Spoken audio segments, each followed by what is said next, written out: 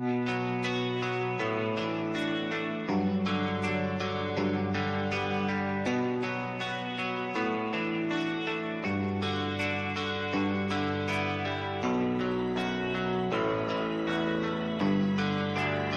you feeling? How long have you been here? 3 months, May 17th. And what brought you? That's difficult to answer.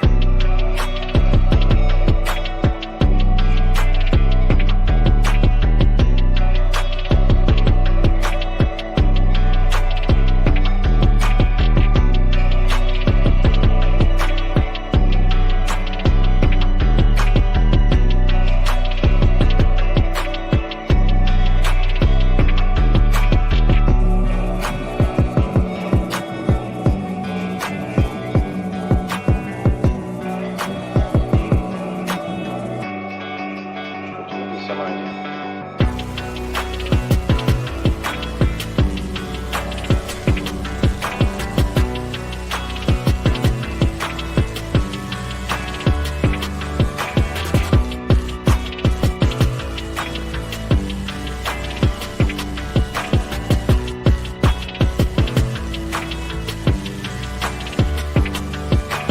I am not completely like other people.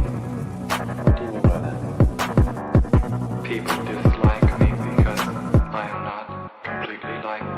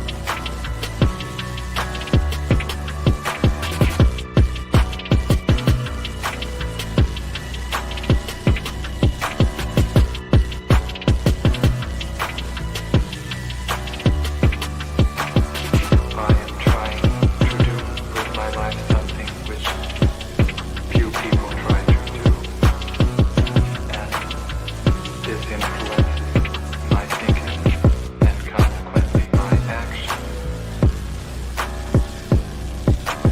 What is it you're trying to do with your life? Play the piano for people. I'm not clear. How is it that playing the piano for people has eventually resulted in your being here in the hospital?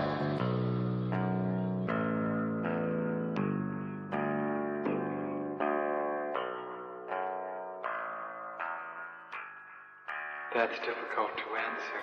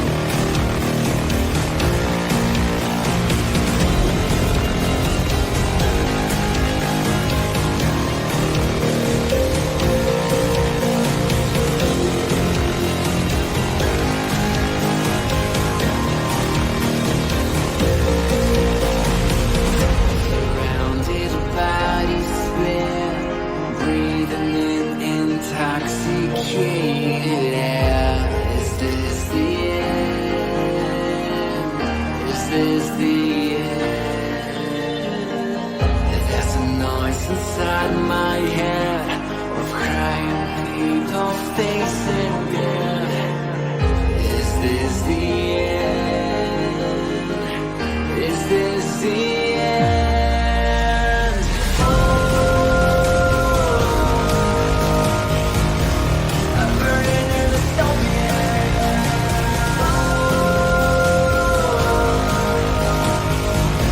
There's no place to hide.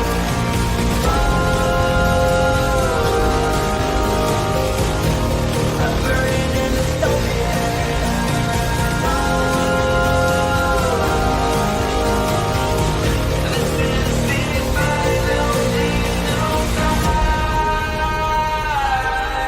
What have we done to the world?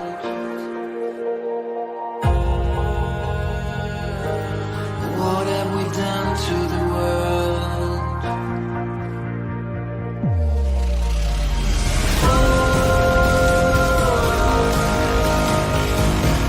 I'm burning in the stone.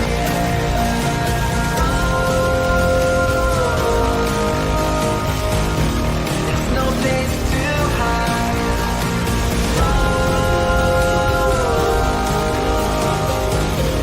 I'm burning in the stone.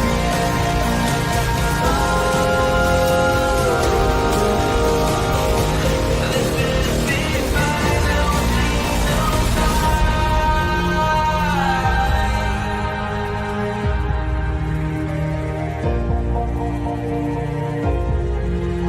final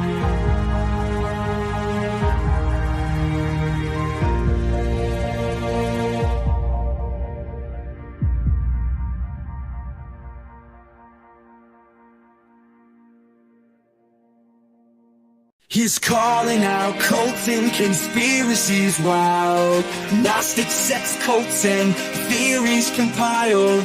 But one question's raised and it's block on the spot. No room for dissent in the world he's got. But the crowd starts to laugh and they're starting to see a whole lot of words that just don't agree. Oh, Emperor James, are you feeling the breeze? Might wanna look down, see what's caught at the knee. He's the Emperor with no clothes, strutting around like nobody knows, shouting loud, thinking he's wise, but he's bearing it all to everyone's eyes. He's the Emperor, yeah, with no disguise. Slipped down by his own price. The fat is an intellectual line. Oprah's got mind control, powers divine. He's calling Saint Michael the devil in charge, and telling the Catholics they got it too large.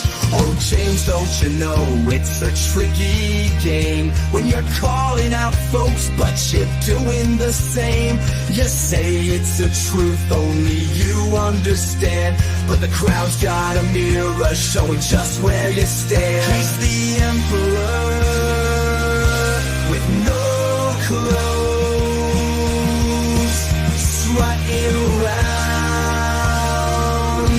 like nobody knows, shouting loud, thinking he's wise, but he's bearing it all to everyone's eyes.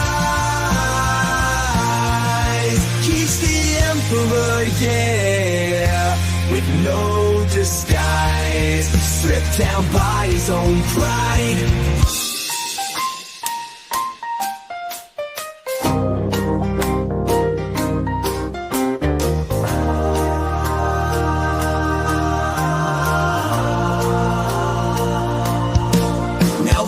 Start to fade and the truth comes around. His theories unravel like threads on the ground. The court starts to giggle, the people all cheer, for the emperor's naked, the truth's finally here. He's the emperor with no clothes, strutting around like nobody knows, shouting loud, thinking he's wise, but he's bearing it all to everyone's eyes. He's the emperor, yeah, with no disguise, stripped down by his own pride. So here's to the lesson, let's give it a toast to emperors walking in nothing but boast. Join Carlin's cult and open your eyes. She's here to expose James's epic lies.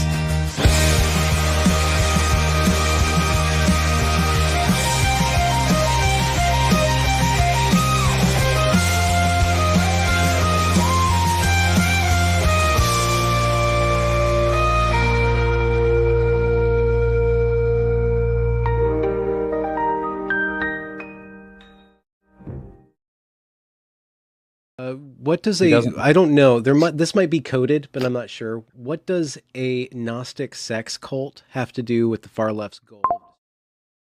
This guy named Bot is going off about this Gnostic sex cult. What that?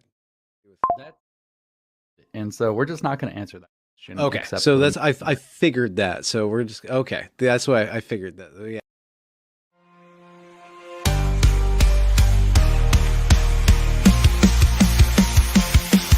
James Lindsay is obsessed with lying to his audience. What crazy games can he get them to believe? He does it irresponsibly to pocket all that money from the mills for liberty.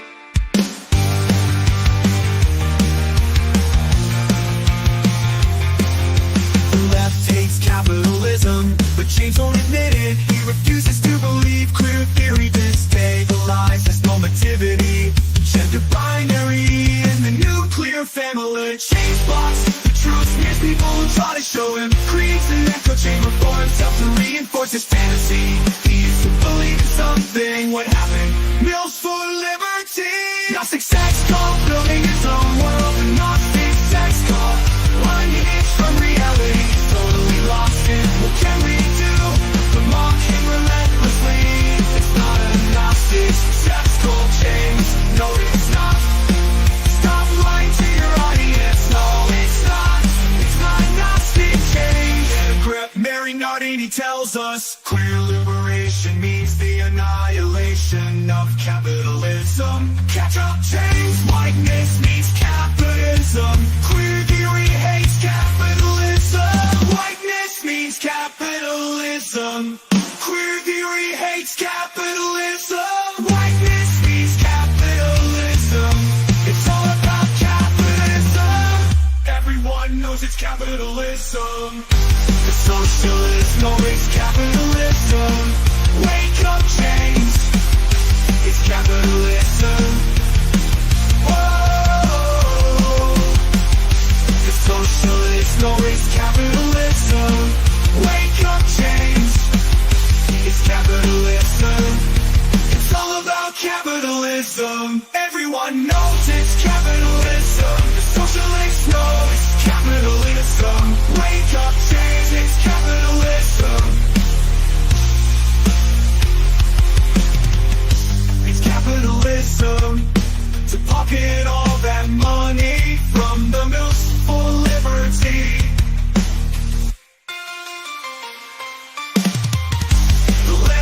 Capitalism, but James won't admit it. He refuses to believe queer theory stabilizes normativity, gender binary, and the nuclear family. But James blocks the truth, smears people who try to show him, creates an echo chamber for himself to reinforce his fantasy. Is to believe in something. What happens for liberty? Gnostic sex cult, building his own world.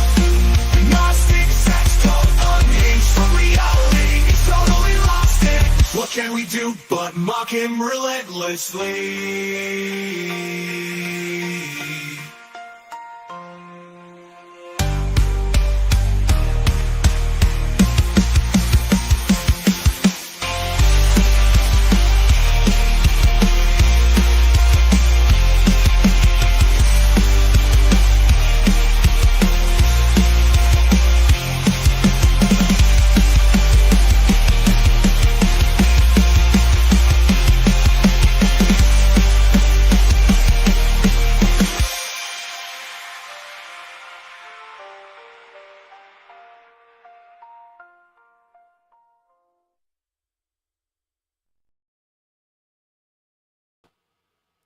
What up, everyone? Happy Thursday? Is it Thursday? Is it Wednesday or Thursday? I'm pretty sure it's Thursday, right? Wait, is it what? No, for real though, is it Wednesday or Thursday? It's not Friday. I know it's not. It's Thursday. It's Thursday. No one try to gaslight me. I know what day it is. I'm a professional. I'm a professional, as you guys know. I'm always on time. I'm always prepared. I'm a professional on the internet. All right. Well, a couple hours ago, no, it wasn't a couple hours ago, a couple days ago. A couple hours ago, it showed up on my recommended feed. A couple days ago, the sadly intellectually dishonest Benjamin Boyce, who I so wanted to believe in Benjamin Boyce, and then he demonstrated through his own actions that he is an intellectually dishonest person, and that made me really sad. And he did that by spreading a smear campaign about me that is completely untrue. Untrue to the extent that he didn't put, like, so basically what happened is someone was talking shit about me on Twitter, and Benjamin Boyce decided to engage in the pile-on, and he said, here, watch this crazy video about Carlin. Now, the thing about the video that he gave them was it was made by iHypocrite back in the day. iHypocrite has since taken his original video down because he knows it was full of shit. It was not real. And he was conned into making it, and sucks for him, but he was conned into making it by a group of people harassing me. And so iHypocrite took the original video down, but Benjamin Boyce didn't need the original video because he actually promoted a re-uploaded video. So the original creator of their video takes the video down. Benjamin Boyce felt it was so important that he smear me to other people that he found a re-uploaded video and sent that. So it's like doubly dishonest, and that really sucks. Because I actually believed for a long time that Benjamin Boyce was one of the good ones, and I was proven wrong. And so I thought it was interesting, and I wanted to kind of catch up on, because like one of the things that I will say for Benjamin Boyce is he does seem to be pushing back ever so slightly on James Lindsay's Gnostic bullshit and James Lindsay's woke right narrative. But based on what I know about the two people that he had on this show, and I'll show you exactly what I know because it's not that much, but based on the little that I know about these two people, I think this is going to be an interview where Benjamin Boyce is running cover for James Lindsay's woke right narrative. Now, why do I say that? Well, this is a video called "What the Heck is the Woke Right?" And it's with two people, David and Neil. David Green and Neil Chevney. Now, I don't know anything about David or Neil, so I asked Grok to help me. And I said, what are David and Neil's positions on the quote-unquote woke right? Because I wanted to see, are they arguing in favor of James Lindsay's narrative about the woke right, which is ridiculous and unhinged from reality? Essentially, what James Lindsay thinks is that everyone who is not a classical liberal is part of the woke right, and everyone who doesn't support Israel is part of the woke right. And if you are neither a classical liberal nor support Israel, you are doubly on the woke right. So that's basically what the premise is. So I looked up David and Neil and I said, like, what do these people think about this woke right stuff? And Grok actually gave me some helpful information. Grok says, Neil defines the woke right as having a belief structure that mirrors the woke left, particularly in how it divides society into oppressed and oppressor groups. Okay, I already know Neil's full of shit and Neil doesn't know what he's talking about. Because first of all, there is no such thing as the woke right. James is making this up. Secondly, there is no group on the right that divides society into oppressor and oppressed groups. That's just not real. That is a narrative that James Lindsay and his classical liberal friends are concocting that has no basis in reality at all. And then under David's position, although less explicitly detailed than the sources provided, Dave appears to agree with this topic in discussions with Neil. Okay. So they both agree with James, which means that they're both full of shit and they don't know what they're talking about. And Benjamin Boyce is bringing them on as the experts in the woke right. We are going to decode what the woke right means. Well, it seems like they don't even know. Soy Goy Roy says, Neil has talked about the woke right for a long time. Neil gets mad at whites for believing in group identity, but doesn't criticize others, Indians, at all because he's Indian. Of course not. Indians can do it, but white people can't. And listen, like, I want to be really clear. I don't actually care about the race stuff. I want to be very clear about my position on this. I don't like the identitarian stuff at all. I don't engage in it. But I understand it is the thing. I actually understand what the argument is. And I'm acknowledging that the people who are making that argument do actually have legitimate grievances. I just don't personally support the solution to the grievances, but I understand it. And I'm not going to shit on them for it.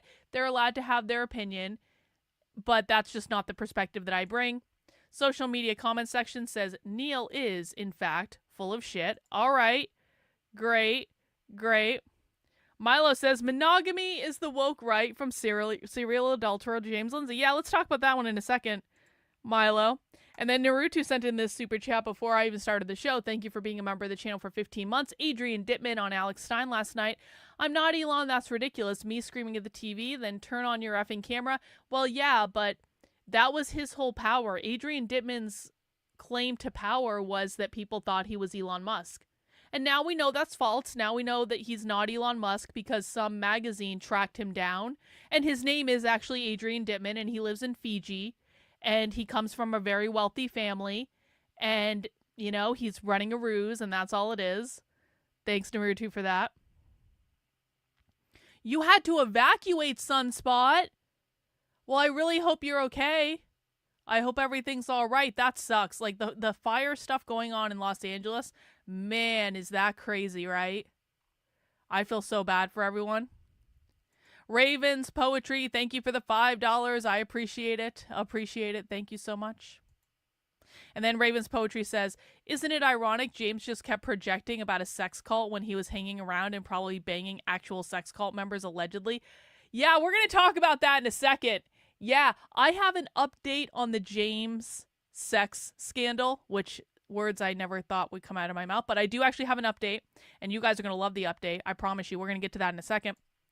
Neil uses leftist arguments all the time. He says, look, the far left calls the right-wing fascists, so they must all be fascists. Well, this is part of why I wanted to watch this video with Benjamin Boyce. I want to know, what side are you on, bro? What side are you on? Really? So that's what we're going to do, guys. We're going to spend some time watching this video and figuring out where their positions are on all the things. I completely understand and respect your difference of opinion, Carlin. It's just crazy to me that people who support it for their group get mad and surprised when whites do it. Well, I mean, yeah, that is a blatant form of hypocrisy, isn't it?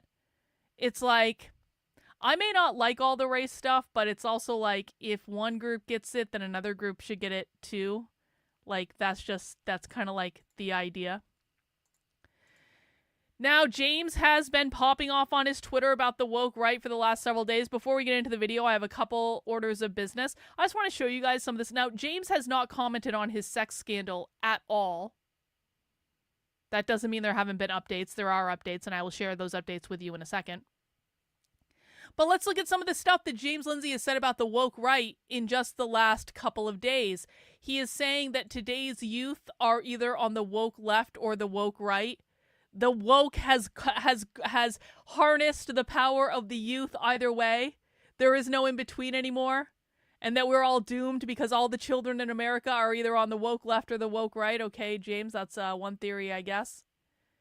James also says that Tucker Carlson is definitely, absolutely, 100% on the woke right. But James doesn't mind Tucker so much because Tucker doesn't annoy him. But he's still on the woke right. Okay, so if you like Tucker Carlson, you're on the woke right, according to James. James says that red and woke are anonymous because now they're trying to call it the red right because they're trying to say that the woke right are communists.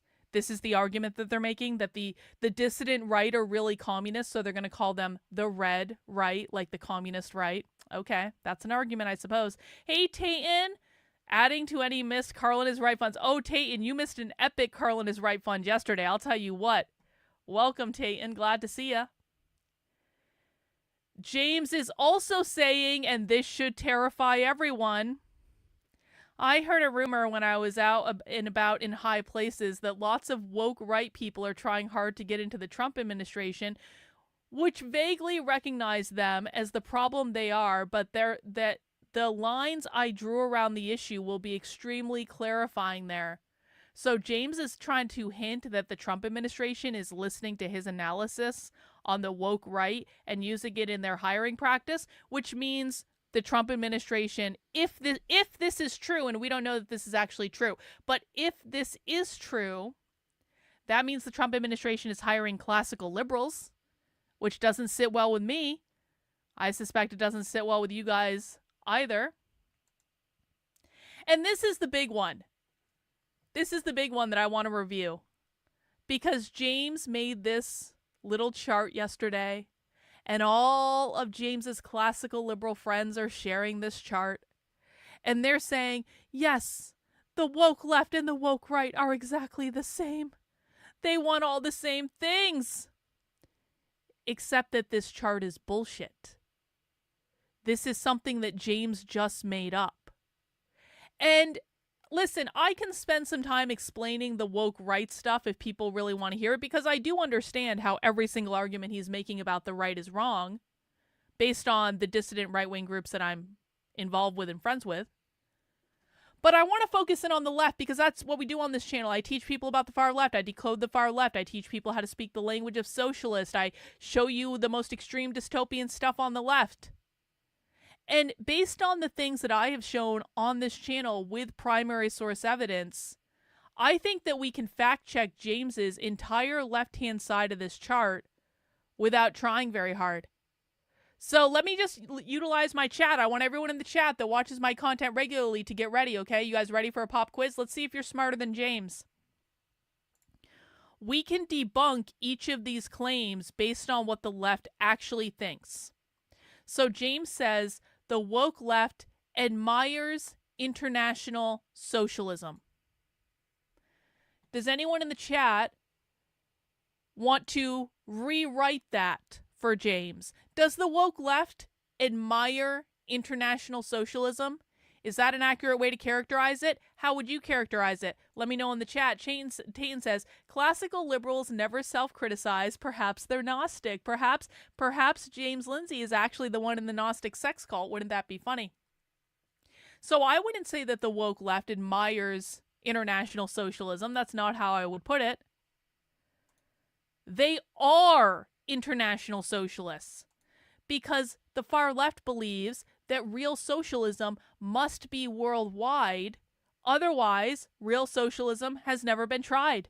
They say that if you just try to do socialism in a single country or a single town or a single city or a single state or any of those things, it will inevitably fail because they're surrounded by capitalists. So that's the reason they say that real socialism has never been tried, because it's never been a global endeavor. So it's not a matter of just admiring. Their goal, their explicit stated goal, is to implement global socialism. This is not the same as the WEF or the NWO or any of those things. Those are separate groups, but that is their goal.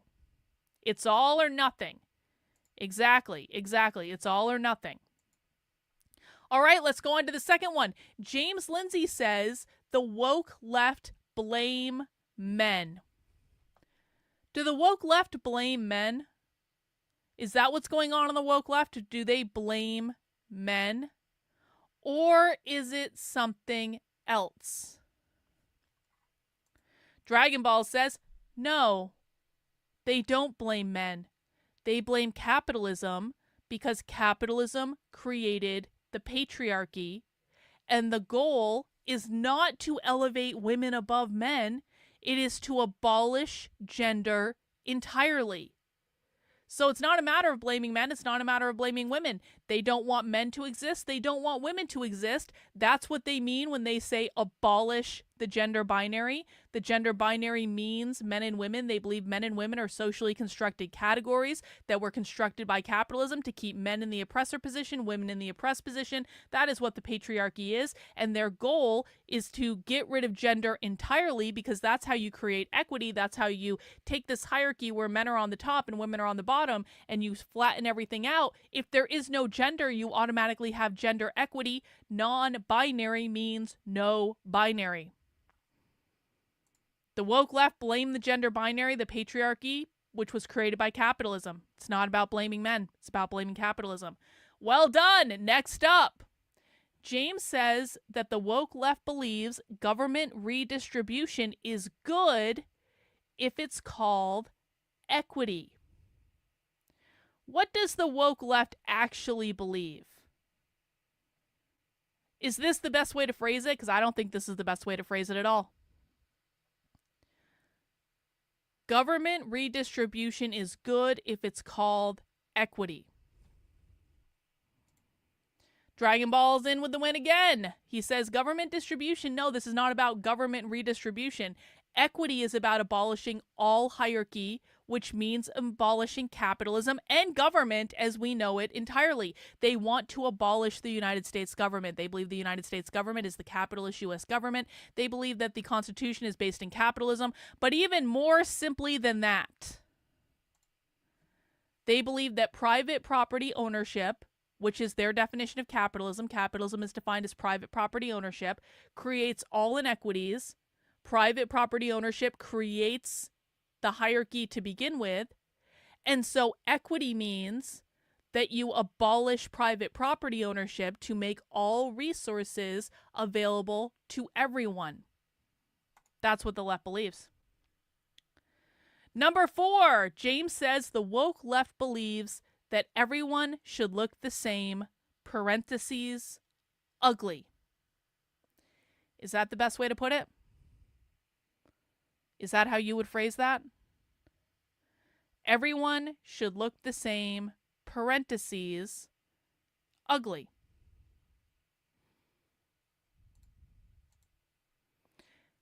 A better way to say that is they are queering their looks to go against the normal.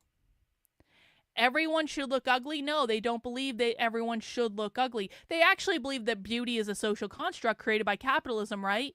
What is considered to be socially like beautiful in our society, they believe that was created by capitalism to sell people things they don't need. Perpetuating that image upholds capitalism because it keeps feeding into the system. Queer is about abolishing capitalism. Queer is about abolishing anything that is normative or normativity. Normativity are the social goals that uphold capitalism. Therefore, it's not about everyone looking ugly. It's about people looking non-normative. It's about people rebelling against the concept of what it means to look quote unquote good, which they believe is a socially constructed value. Lastly, James says the woke left wants a state religion and they want it to be communism. Is that accurate? Is that accurate? The woke left wants a state religion and they want that religion to be communism. Is that accurate? Why isn't that accurate? We actually saw this a couple weeks ago on Socialism Saturday. This should be really fresh material for you guys. We literally watched a video about this a couple weeks ago. And no one's getting it right. Oh no, oh no. Are we slipping into retardia? Oh wow! Soy Goy Roy got it. They believe that the death of capitalism will bring about the death of religion. They don't actually care about religion. What they believe is they actually acknowledge, the left actually acknowledges that there are a lot of people who find a lot of comfort in religion and they can't shit on people's religion because that is going to turn them away. So what they believe is that people use religion as a coping mechanism to deal with all of the oppression and the pain that capitalism causes them. And so they believe that when we abolish capitalism, that they don't need to get rid of religion. They don't need to abolish your religion. They believe it will just naturally fade away. Also, communism is not a religion. Communist can be any religion as long as it complies with communism. Yeah, that's absolutely true. We've seen queer anarcho-communists on this channel who do practice a religion, who do practice spirituality, and they talk about it openly. Emmy O'Brien, for example, is a Buddhist. I've met Christian socialists at socialist events. They aren't actually opposed to practicing religion as long as that religion doesn't compete with communism. The left doesn't talk about religion, but as socialism is ushered in, religion will probably fade away. Exactly. Congratulations, everyone! All of you are smarter than James Lindsay, who is lying to over 200,000 people with this post, because everything on the woke left side is completely unhinged from reality. And guess what? Spoiler alert. I made a helpful chart that details all of this, because not only is the woke left side completely unhinged from reality, the woke right side is also unhinged from reality. We're just not going to go through them in the same way because I don't want to prolong this. But I mean, James says the woke right admires National Socialism. Really, what the dissident right believes is that we should be putting America first, especially ahead of any foreign powers like Israel. They want to diminish Israeli influence in the United States government, which I tend to agree with. James says the woke right blames women. I don't really think they blame women as much as they want men in traditional leadership roles. They want more of a return to gender norms. Again, I don't subscribe I don't subscribe to all of this, but I do understand what the argument actually is, which is more than James. James says the woke right wants government redistribution, as long as it's called distributionism. I mean, I think that mostly the woke right, or who James would call the woke right, believe that the government should serve the needs of the people. I wouldn't call it government redistribution. I would say it serves the needs of the people. It's a different argument. James says the woke right believes that everyone should think the same, that all legal immigration is bad. What they actually believe is that American jobs should go to Americans and that we shouldn't be importing immigrants into America when we aren't taking care of Americans. They also don't like mandated diversity. They do tend to not like race mixing as well. I will concede that. They absolutely don't like race mixing, even though not all of the people on the so-called woke right are white. I hope people understand that. They're not all white. Lastly, James says that they want a state religion in Christianity. Actually, Nick has talked about this, and I've talked about this with the Groypers, in that they don't want to mandate a religion. They don't want to make it like an official policy or law that you have to be a certain religion. They just want the country to be run and the decisions to be made by Christian men, because they believe that will be better for everyone, because they're basing their decisions off of Christian values. But they're perfectly fine with people having other religions or having other belief systems as long as the leadership of the country and decisions are made based on Christian values. So that is a little bit of a nuance. People might not understand that, but that is a little bit of a nuance. And so James is essentially full of shit. And if you listen to people on either side, they'll tell you this. Kyle says, so this chart is the red stuff is the truth and the black text is gaslighting. Exactly, Kyle. That's exactly right. That's exactly right. This is the original chart that James posted. This is the corrected chart with the correct answers. You can currently find this on my Twitter account or my X account, whichever you would like to use. Let me pop that link in the chat. If you guys are not following me on X, I hope you do today. And you can actually find this pinned to the top of my page right now. If you would give that a share, if you would send that out to people, I would really appreciate it. Let's spread the word that James is a lying SOB and teach people what the truth actually is. let's see. I did get a chat in from Soy Goy Roy that I wanted to address. Out of curiosity, is there anything communists do not wish to abolish, which they need to usher in? No, it's actually not a weird question. Actually, I have a shirt that when I eventually redo my office, which I'm making actual headway in doing, but I want to redo the backdrop behind me. I have this shirt that I got at the Socialism Conference in 2023 when I went undercover at the Socialism Conference. Let me show you, Soy Goy Roy, what this shirt says. The shirt literally says, abolish everything. Isn't that funny? Isn't that funny? So yeah, they literally do say abolish everything. They literally sell merchandise with the phrase abolish everything on it. So there's your answer. There's your answer for that. Now, before we get into the video from Benjamin Boyce, I do have one more James update. Because James, of course, yesterday on the show, we covered that James has had a little scandal emerge in which James Lindsay's stepdaughter had still has a Twitter account.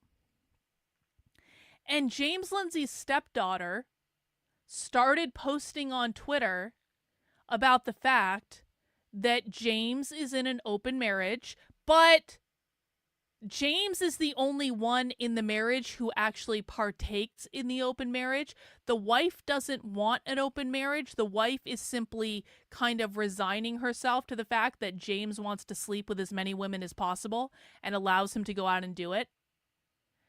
And this created a little bit of a stir yesterday. And of course, James didn't comment on it directly, although he didn't deny it. And he just says, they're dragging me through the mud. Bobby says, so when Charlie Kirk asked at his events, where has socialism worked talking to a socialist student? Well, they should say they should say that, yes. The response from the socialist student should be, real socialism has never been tried because real socialism needs to operate as a global endeavor. That is actually what they say in their training. So I had a little fun today. So I do have an alt account on Twitter. I have a lot of Twitter accounts.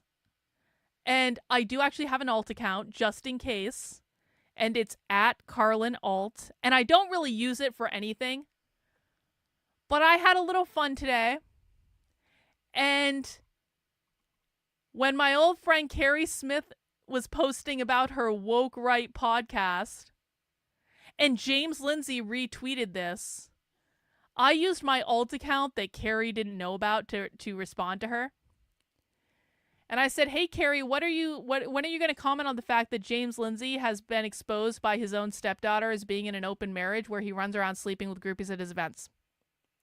Now, the reason I did this, for people who don't know the backstory, Carrie Smith is a psychotic woman who has convinced herself that I'm her abusive mother and spent literally years flaming me online, spent literally years lying about me online, and then at some point, Carrie converted to Christianity, and she has now been saved and is a child of Jesus, and she is a good Christian. And listen, I'm not mocking Christians in this. I'm not mocking Christians.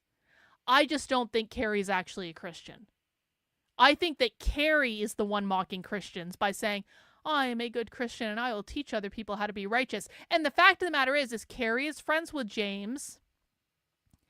And Carrie, every single time there's been a sex scandal online, has basically ripped the people in the sex scandal apart and said, you are living immorally, and me as a virtuous Christian, I cannot interact with you or promote you. So it's a little bit funny, isn't it, that one of Carrie's friends gets caught in a sex scandal, and Carrie doesn't say nothing. It's perfectly okay for James Lindsay to be a whore in an open marriage where he's sleeping with everyone and their mother. It's just not okay for anyone else. And listen, I don't actually care what people's relationship status is. It is none of my flipping business. I am merely pointing out the hypocrisy of Carrie going around pretending to be outraged every time someone's dirty laundry is exposed. But when it comes to her friends, it's totally fine No one needs to say anything. So I replied to Carrie with this alt account just to kind of get under her skin and needle her a little bit. And I'm sure the alt account's going to be blocked by her before very long and she's not going to comment on it. But I'm just having a little fun. Anyway, I also posted like a bunch of screenshots from James's stepdaughter and her posts on Twitter. This one says he's my stepdad. Believe I've watched him do this more times than I can count.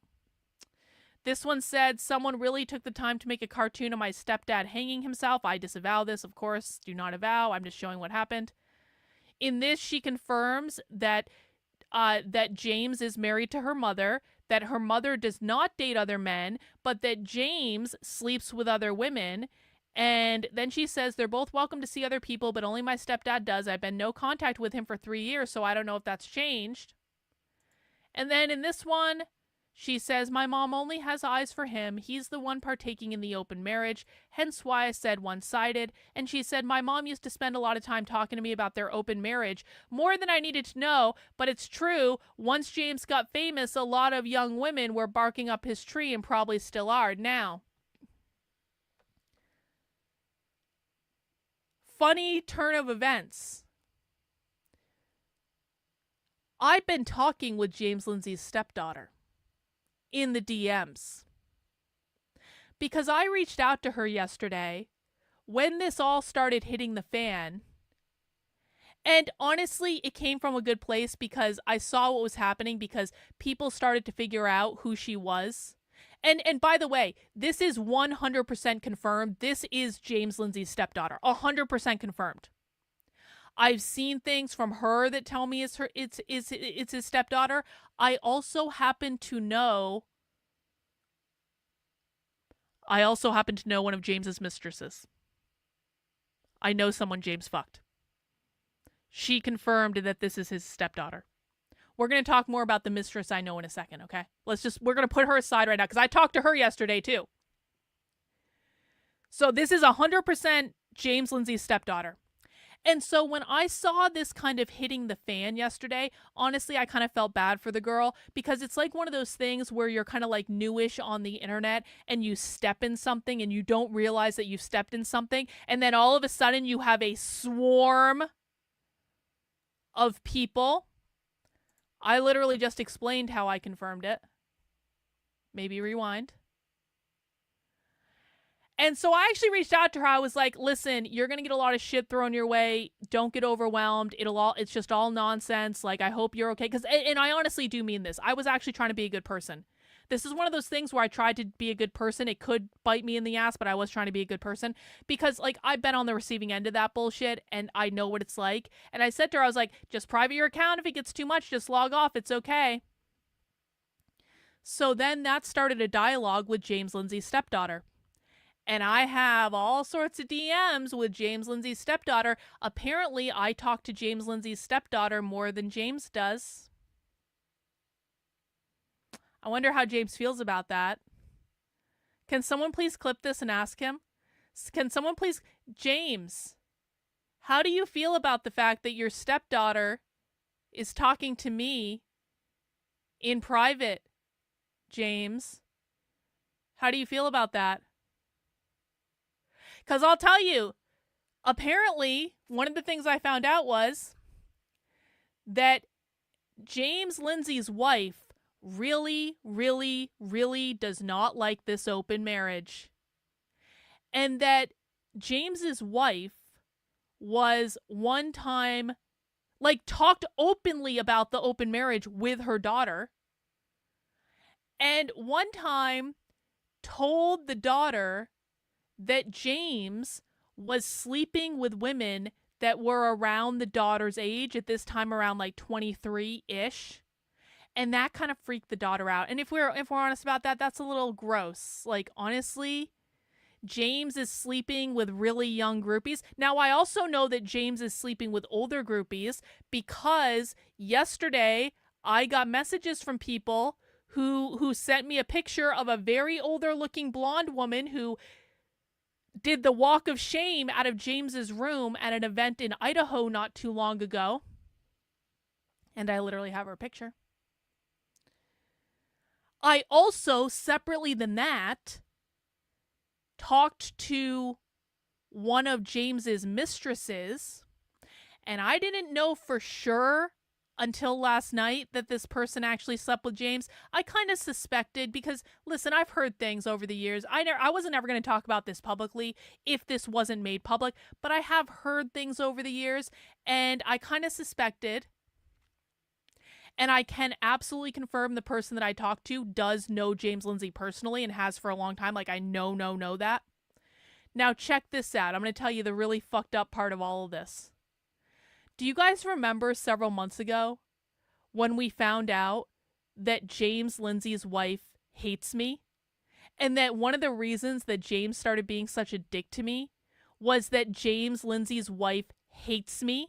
And apparently James Lindsay's wife was like, hate watching my content and all that stuff. And because James Lindsay's wife hated me, then James hated me. And that's why we were never actually able to have a productive working relationship because of James's wife. Does everyone remember that? I played the recording yesterday if you guys need a reminder. Which is actually hilarious, right? Because apparently I was the only woman around James Lindsay that actually wasn't trying to fuck him. I just made a joke about him having a giant sword one time, and then that got taken out of context, and then James started telling everyone that I wanted to fuck him, and I was like, what the fuck are you talking about, bro? I only talked to you about socialism and communism. But James started telling everyone and their mother that I was the one that wanted to fuck him when he's the one in the open marriage, and James's wife hates me, and I wasn't even the one trying to sleep with James. But what's so funny about this is the mistress I talked to yesterday told me that James actually liked her because unlike James's other mistresses, of which apparently, allegedly, were plentiful, this particular mistress became friends with James's wife. And this particular mistress kept James's wife in the loop. And this particular mistress didn't try to break up James and his wife because apparently that was a problem. Apparently, a significant amount of the women that James Lindsay was fucking outside of his marriage were trying to get into the marriage and break them up. But this one mistress that I was talking to, she didn't do that shit. And so the wife actually liked the mistress that James Lindsay was fucking more than she liked me because I was being competitive with James over his work and you know, like ostensibly the money because they had money trouble or something like that. So this was the good mistress and all the other mistresses were bad mistresses because they were trying to break up the marriage. I also now know how big James Lindsay's dick is, and we're not going to talk about it, but I do know. Because women talk and I'm kind of like, oh, why do I know this? What a time to be alive. But the important part here is that James Lindsay's stepdaughter is talking to him or talking to me more than she's talking to him.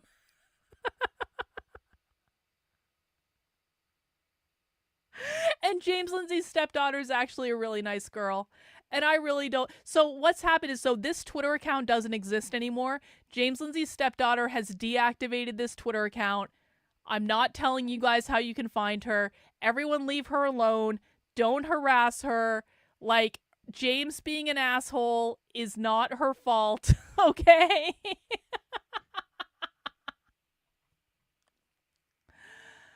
And that's the update on James. So all the open relationship stuff is 100% true. And that's that. And that's that. That's that. That's all I'm going to say. That's all I'm going to say. I might regret asking this question, but I wonder if James... Well, you know, this brings up all sorts of questions, doesn't it? How many of the Moms for Liberty did James fuck? How many people at all the events is this seriously how James became successful? He just started fucking all the wine moms?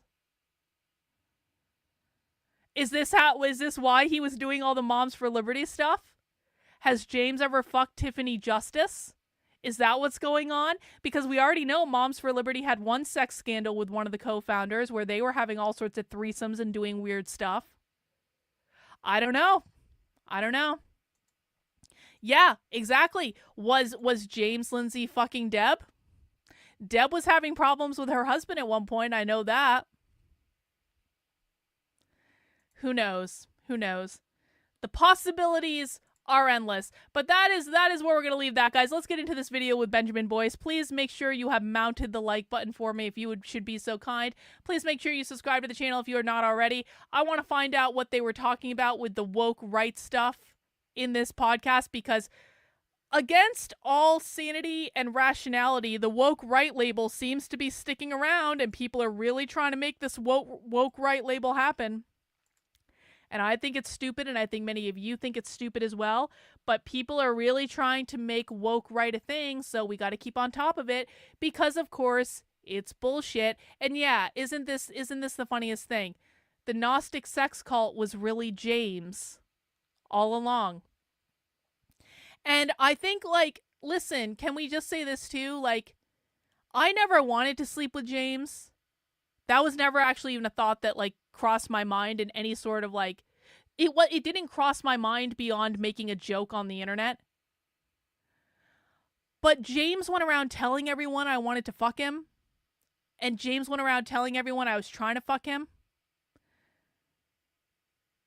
Is it really out of the realm of possibility that James wanted to fuck me and he was projecting that bullshit onto me? Did I reject his advances at some point because I didn't realize what was going on?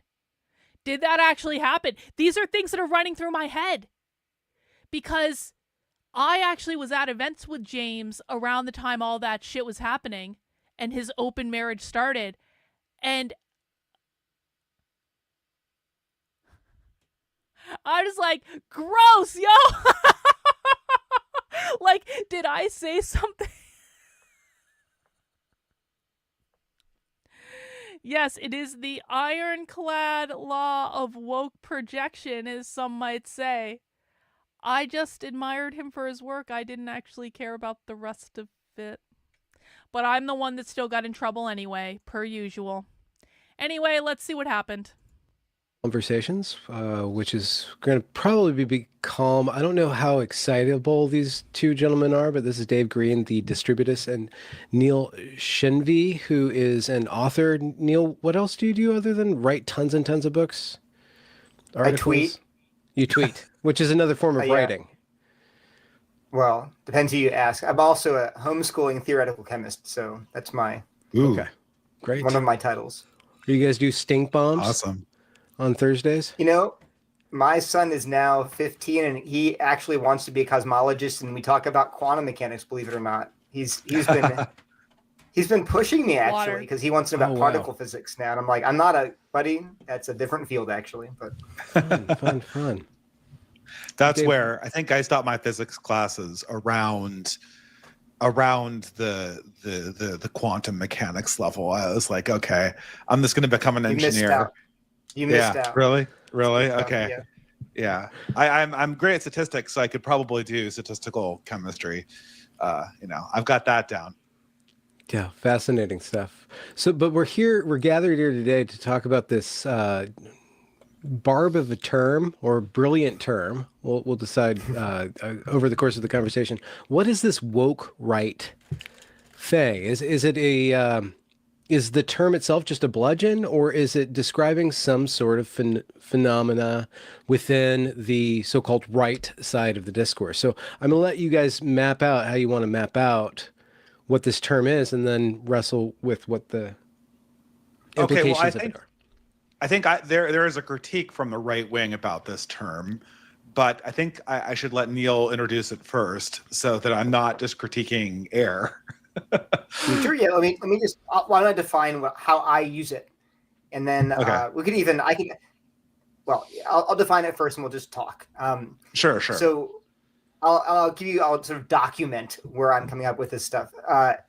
So in 2020, that's what, 5 years ago now, I sent out this sort of viral-ish tweet, 500,000 views, where I defined wokeness. This is the height of the Great Awakening. People were telling me you can't define wokeness. It doesn't mean anything. It's just a slur against progressives. So I said, here you go. So I said, wokeness in one tweet. Number one, society is divided into oppressor and oppressed groups along lines of race, class, gender, sexuality, etc. Via two, hegemonic power. That's, again, the technical term, but it's not just who controls the factories like Marx thought. Hegemonic power is about narratives and stories, ideas. That oppresses people. So cultural But privileged Marxism. people are blind to that. Okay. So three, we need to defer to the lived experience of the marginalized. To number four, dismantle unjust systems. It's a sort of fourfold definition of wokeness. That is an awful definition of woke. That is such an, I was going to say, why aren't we just saying Marxism? Literally, why aren't we just saying Marxism? I wrote a whole book about this, and 2 years ago. Wrote a whole book about and people heard that definition and were like, huh, okay, yeah, we can kind of see that. And it resonated with lots of people, and they were saying, okay, this is a concrete definition. And actually in our book, we've pointed out, this is, if you look at the literature. By the way, I do actually have a relative, so I defined woke a long time ago, but I do actually have a relatively recent article on my Substack. If you want a more current definition of woke, just go into the Woke 101 section. You'll have to scroll down a little. Oh, wait, no, it was right there. I missed it. You have to scroll down a little bit, and it's right here, the definition of woke. This is a much more accurate definition of woke because it's based on behaviors. We shouldn't be defining things based on what's going on in people's heads, guys, because none of us are mind readers. As much as I joke about being a psychic, I can't actually read people's minds. That's not what psychicking is, reading people's energy. It's not reading people's minds. None of us are mind readers. And so we shouldn't be defining things based on what's going on in people's heads. They shouldn't be defining things based on, they think there's an oppressor versus oppressed narrative. That's something that you don't know. You don't know what they think. You're not in their head. Okay? So when we do definitions of things, we have to define it based on behaviors, based on things we can observe, based on things that we can replicate over and over and over again. That's how you come up with a much better definition. So on my website, and I'll put this link in the chat if people want to check it out, I define woke as people who demand conformity and try to force assimilation to their groupthink through gaslighting, want to dictate what words you're allowed to say and what ideas you can consider, and shame you the moment you step outside of their narrow, allowable box of opinion. That is what woke is. When I first started talking about the definition of woke way back in 2020, I said woke means authoritarian. And that is still correct. And this updated definition does describe authoritarian behaviors, but I wanted to get more precise and focused with my language because we need to be very careful to do that, to be as focused as we can be. And so this is the definition that I've updated now, and I think that this reflects behaviors. It reflects what woke people do on the left or on the right, because I do actually think that woke does exist on the right, but not in this nebulous definition of anyone who's not a classical liberal is woke. That's retarded. That is capital R retarded. That's literally tribalism. It's saying, if you're not on my team, then you are the enemy, and we're going to shame you and gaslight you and make you believe that you're bad until you bend the knee and get on the team. That's literally what this woke right bullshit is doing. It's saying, if you are not in our tribe, you are the enemy, and we're going to assign a label to you to try to shame you into capitulating to what we want. What James Lindsay is doing, and what this Neil character seems to be doing, and what Konstantin Kisin is doing, what Colin Wright is doing, what anyone who is pushing this woke right narrative is doing, is they are trying to gaslight you into believing that you need to be a classical liberal and support classical liberal values and unequivocally support Israel. You are not allowed to question Israel either. And if you do either of those things, then you are bad. So that's the real definition of woke. Oh, look, we have a troll. We have a troll. Robert, I have to admit, perhaps your career might finally... By the way, let me just look at it. Look at his... I see Bot, you got him, but I'm going to address him anyway. Bot has already timed this person out. But I just like to show people when the trolls come in. Yep.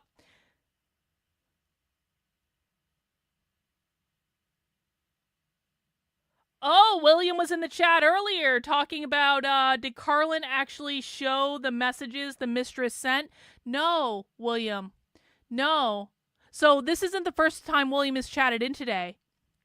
He said to Reagan, did Carlin show the DMs the alleged mistress sent her? I watched yesterday's episode and she did not. So now we know that this is one of my obsessed haters because William, quote unquote William, hate watched the show yesterday. William only created this account half an hour ago. Hi, Jill. Hi, Jill. This is Poetry Painter right here. Hi, Jill. And no, Jill, no, I'm not going to show the DMs with the mistress because the mistress is a friend of mine and I'm not going to do that. You're very adept at lying. You have a very gullible audience. As a reminder, Jill, who is running this account, is a 500-pound shut-in that is obsessed with me and has been obsessed with me for years. And you specifically have no room to bring up people's personal lives. Imagine if someone brought up your past or your family relations. Wouldn't it be very nice? Well, Jill, you guys have spread lies about me for years. So I don't expect you to show any sort of propriety, Jill. And now that you're banned, we're going to get back to the business at hand. I've just defined woke for you guys. Let's go back to the show. Like, yeah, literally these fucking people. Literally these people. That's because William got banned, John. William is now banned. He will not be joining us again. All right, there we go. Yeah, true. True. Poetry Painter does eat her feelings rather copiously. This is a very, very good definition. Like, people use this themselves, not those words. But anyway, so that was 2020. And then I'll wrap it up here. But in 2024, in April, I tweeted out this. I quote tweeted the original wokeness tweet. I said, here's the dissident right in one tweet. One, society is divided into straight white men and their enemies via number two, hegemonic norms. The long That's literally wrong. That shows me Neil doesn't know what the fuck he's talking about. House, post-war consensus, Judeo-Christianity, etc. But normies are blind again. So three. Neil believes the dissident right supports Judeo-Christianity. Hang on, let's what? Hegemonic norms, the Longhouse, post-war consensus, Judeo-Christianity. Judeo-Christianity. You think the dissident right supports Judeo-Christianity, Neil? Pop quiz for the chat. Does the dissident right support Judeo-Christianity?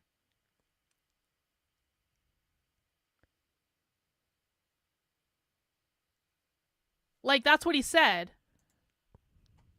Norms, the Longhouse, post-war consensus, Judeo-Christianity.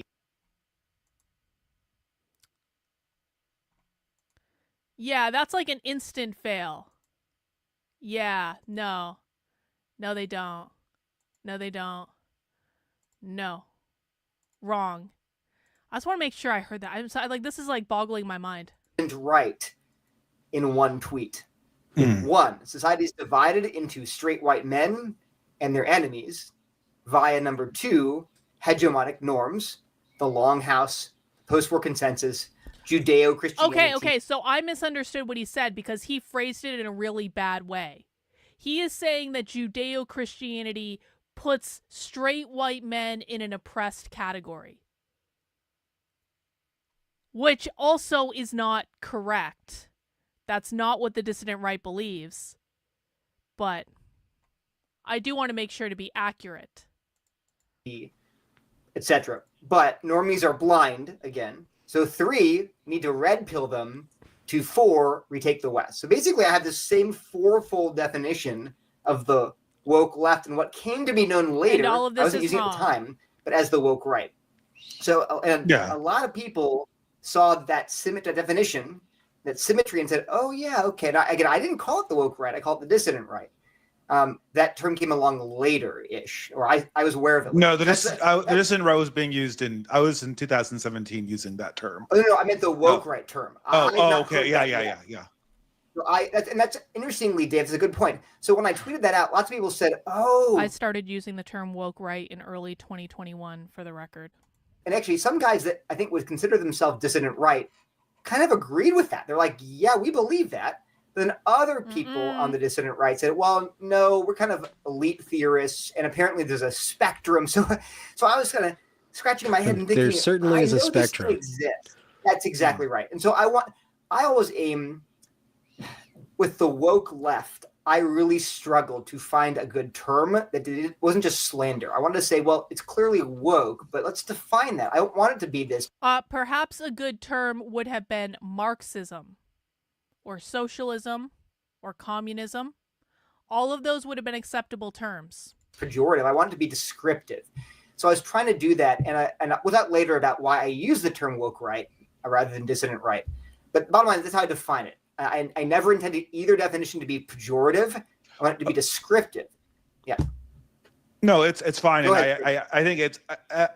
I mean, I guess the criticism here comes in a few ways, right? So, I think that's a good definition of a bunch of qualities there are to what we would call the dissident right. But the question is, like, how relevant are the similarities between the left and the right to the point where it would be good to call both of them woke, and how useful is that? So, I mean, here's a good example. Like the left talks a lot about fascism. And, fascism is a real idea. And you can go to Giovanni. What does the left mean when they say fascism? Pop quiz for the chat. When the left says fascism, what do they mean? Actually, it's kind of funny. Actually, you know what? I'm working on this shirt for my store. Can I show you guys the image of the shirt from my store that I'm working on? Let me get into my desktop here, if I can, if my computer will let me. Yeah, when the left says fascism, they mean capitalism. They mean capitalism. They mean free market capitalism. The left thinks that fascism is capitalism. Exactly. Oh, my computer is not going to let me do this, is it? Not going to let me do this. Of course not. Why would my computer let me do anything? Hang on one sec. I want to show you guys this because it is actually interesting. I just need a second to get into my account so I can get it up for you guys on the screen.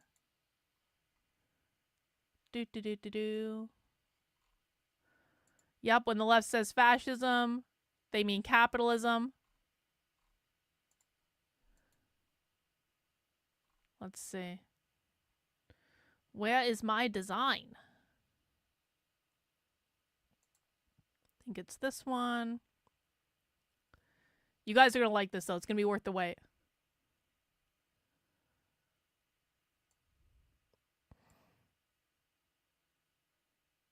Oh my God. Everything takes so long.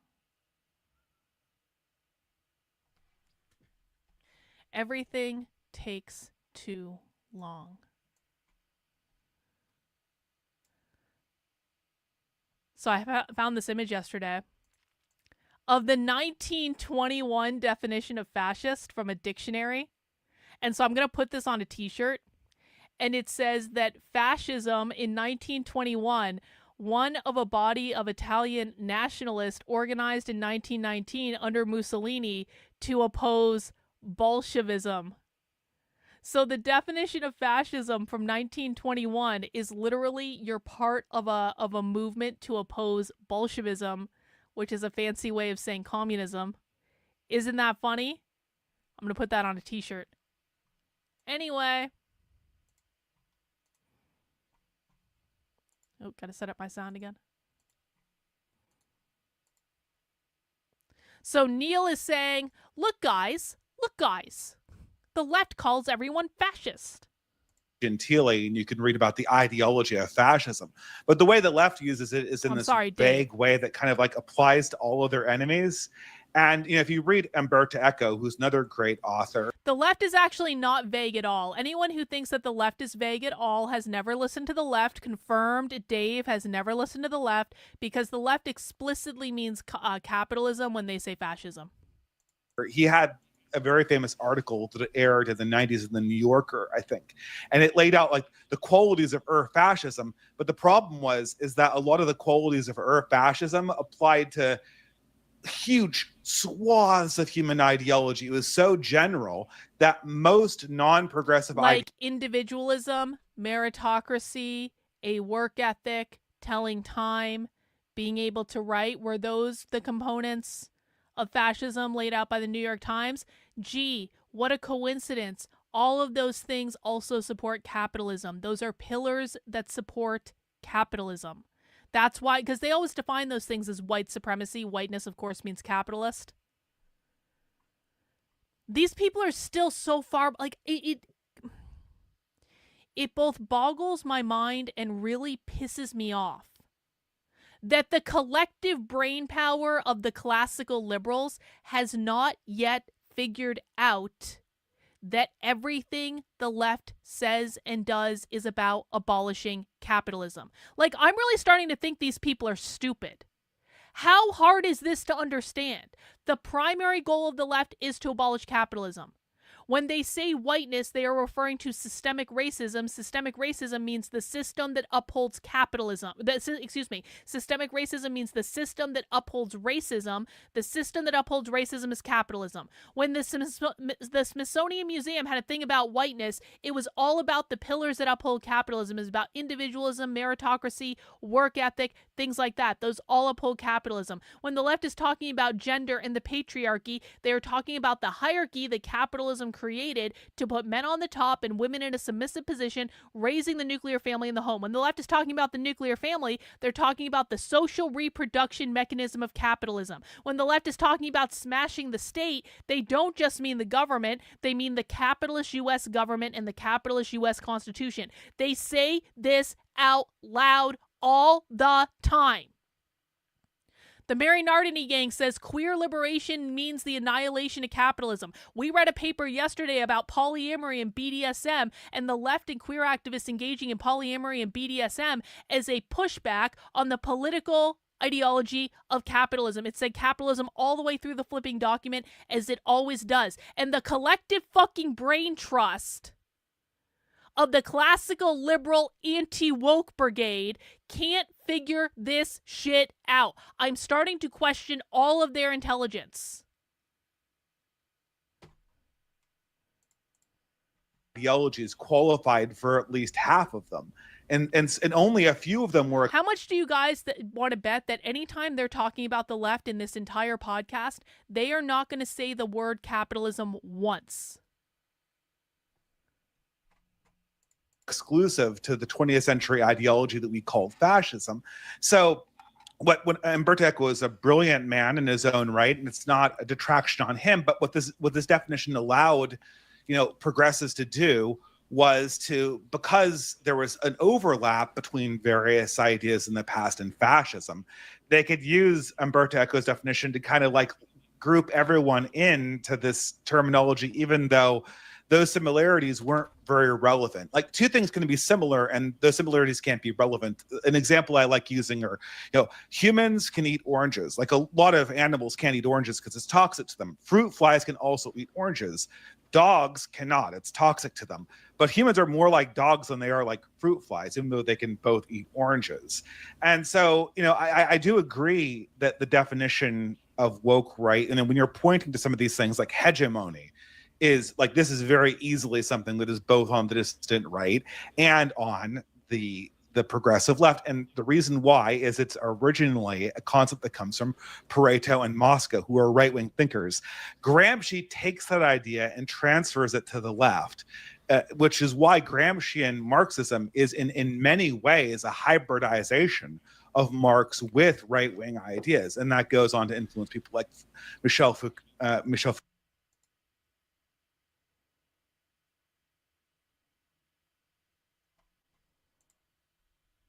Again, please. Things like hegemony is like, this is very easily something that is both on the dissident right and on the progressive left. And the reason why is it's originally a concept that comes from Pareto and Moscow, who are right-wing thinkers. Gramsci takes that idea and transfers it to the left, which is why Gramscian Marxism is in many ways a hybridization of Marx with right-wing ideas. And that goes.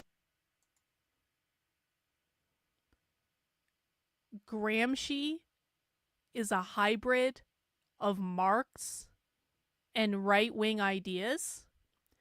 Let's chat GPT that shit real quick.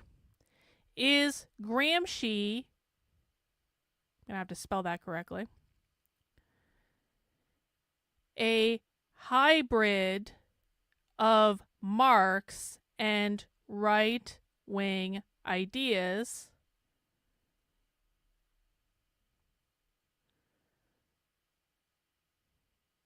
No, Antonio Gramsci is not a hybrid of Marx and right-wing ideas. He is a Marxist thinker who expanded on Marxist theory by emphasizing cultural hegemony, the idea that ruling classes maintain power through cultural dominance and consent rather than just force.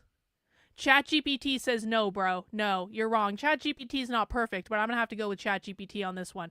Gramsci is not a hybrid of right-wing and Marx ideas. Goes on to influence people like Michel Foucault and all that stuff and the modern stuff. I guess you think Michel Foucault was influenced by right-wing ideas?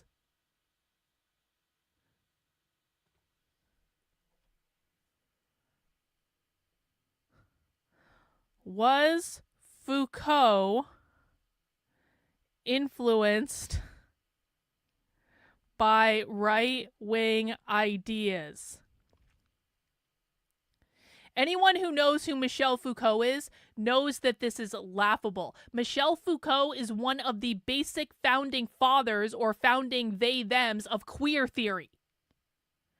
Michel Foucault was not directly influenced by right-wing ideas, according to ChatGPT. About these similarities, my challenge is I don't think that those similarities are relevant to two different things that I think are like radically different from each other. The differences are much more relevant in my mind than the similarities. Can we drill down for a moment into what hegemony is and like why is that a false critique or a proper critique or something that goes off the rails and edges into wokeness? So I can. Yeah, go ahead. So the woke left. Let's go to like Robin DiAngelo, author of White Fragility. Yeah, she defines hegemony, and she clearly is thinking back to Gramsci and a long line. Robin DiAngelo is a progressive that's kind of a weird anomaly on the left in that Robin DiAngelo is actually a racist. Like she admits this in her books. She is actually a racist. And she's actually, because she's actually a racist, when she is talking about white fragility, she is actually talking about skin color. But it's one of those weird things where, and I didn't realize this for a long time, so I can forgive people for not understanding this. They're years behind me if they don't understand this, but I can forgive people for being years behind me. I'm usually ahead of everyone. It's okay, Neil, to be behind me. It's okay. Maybe you'll catch up someday. I kind of doubt it, but maybe you'll catch up someday. Anyway, Robin DiAngelo is an outlier, and she's not a good representative of what the left actually believes because she is legitimately a racist.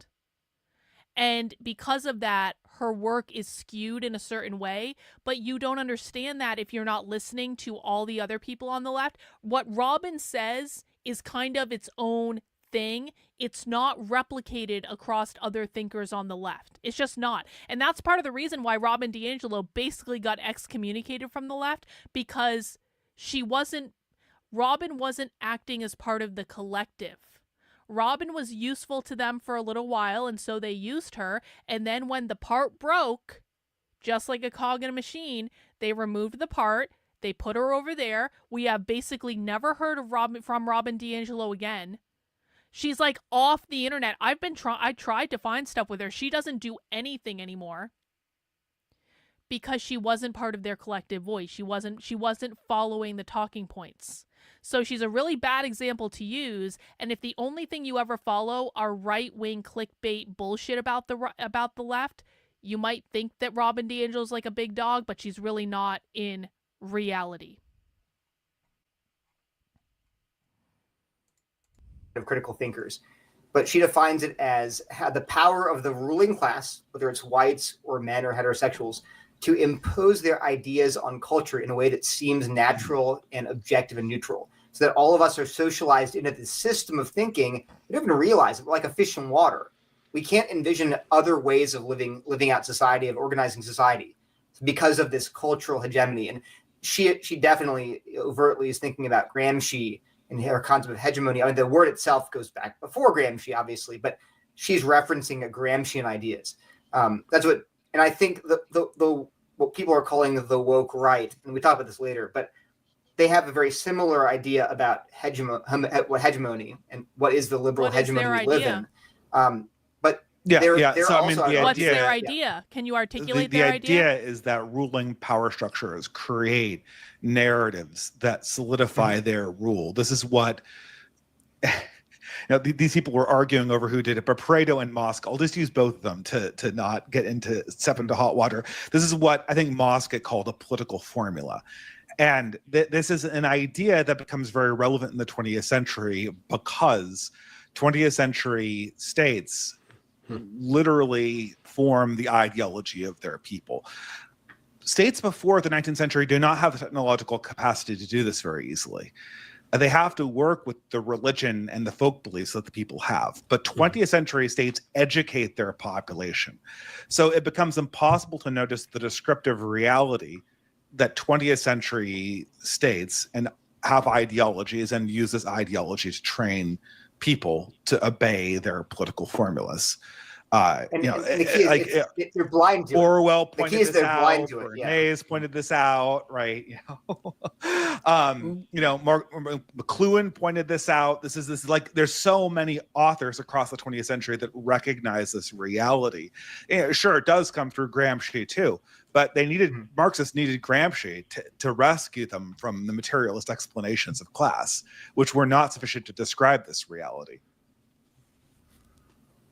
So, Neil, why is it important that people are blind to the hegemonic forces? So you do admit that there usually is in a nation or a nation state some sort of unifying force, some sort of unity of will and outlook that unifies people, and then there's a feedback loop where the state probably has more or less an intentional indoctrination of its populace in order to not cause too many points of view. So is wokeness just this awareness of something that's invisible, or is it looking at something that is there? What might be a better way that we can describe wokeness that adheres more towards socialist language? Pop quiz for the chat. If we were to answer the question that Benjamin Boyce just asked, if Benjamin Boyce would ever lower himself to talk to me and ask me questions about what the left is doing, not that I'm actually sure I would want to have that conversation, but if he were to ever lower himself to admit that he was an intellectually dishonest fool who believed people wrongly when they lied about me and were to ask that question to me, let's just listen to the question again, and then I want you guys to answer the question in the chat. Too many points of view. So is wokeness just this awareness of something that's invisible, or is it looking at something that is there? Is wokeness an awareness of something that's invisible, or it's looking at something that's there? How might we answer that in socialist?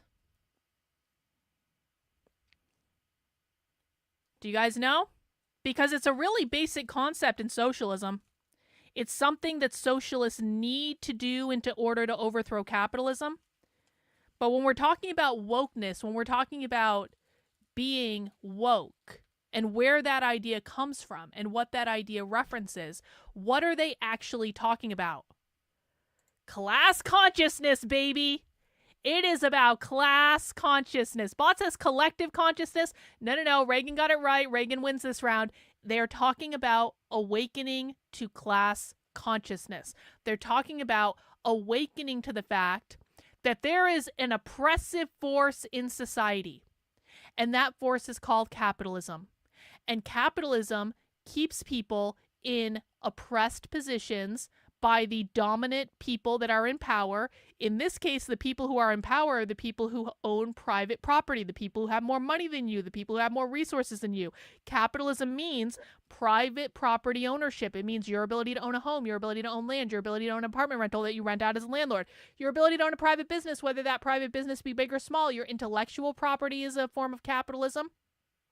Your parental rights over your children are considered to be a form of capitalism and private property, because your parental rights allow for the passing of generational wealth from parent to child that keeps wealth privatized within the family. Your individual liberties like freedom of speech is also considered to be a form of private property ownership by some Marxists in a more extreme interpretation of what that is, because of course that all upholds individualism, which is the opposite of collectivism. In order to overthrow capitalism, in order to abolish capitalism, they need society at large to wake up or become conscious to the fact that they are part of an oppressed class.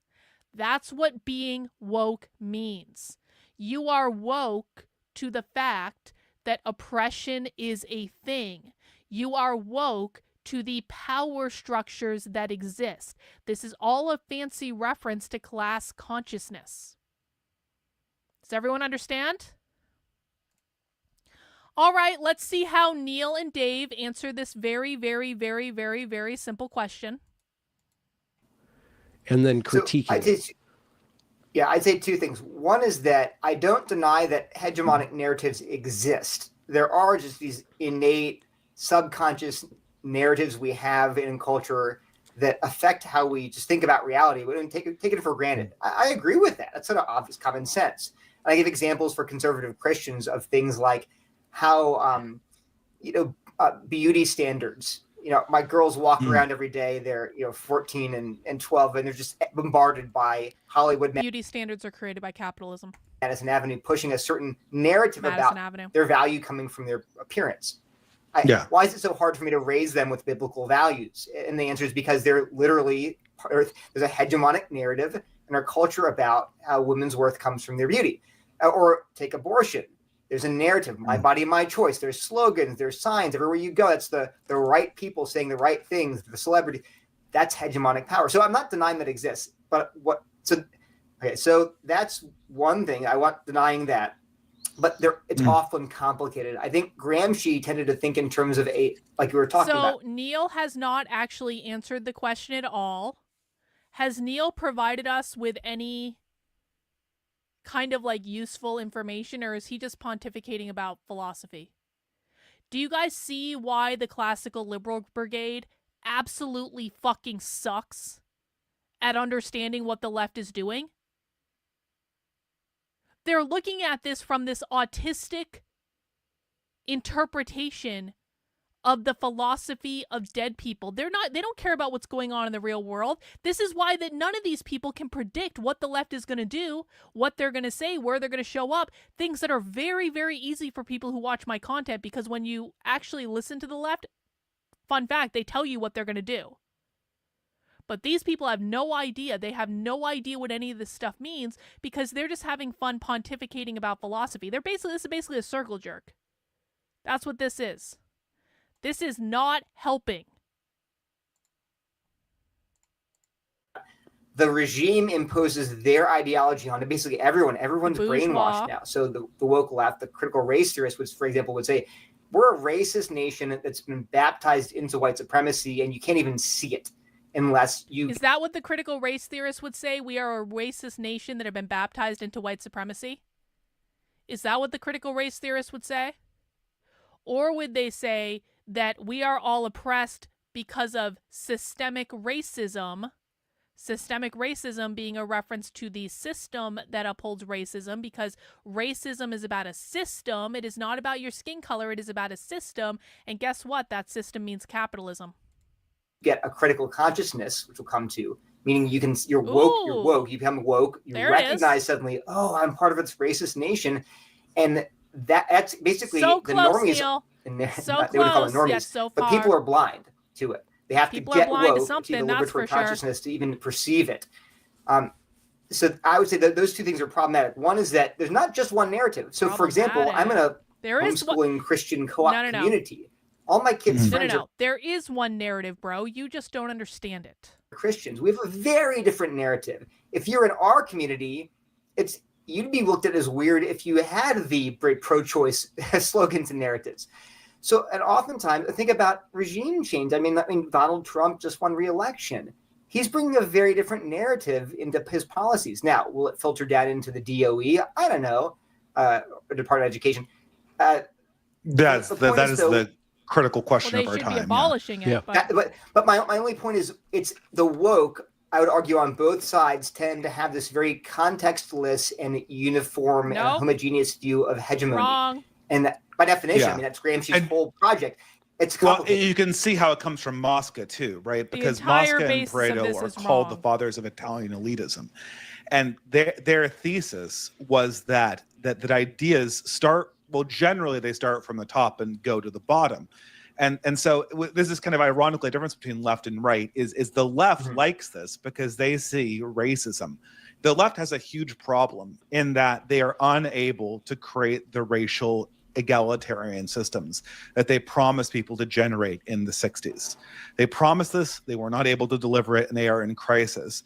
And so they're still... They were talking about abolishing capitalism in the 60s, just like they're talking about abolishing capitalism now.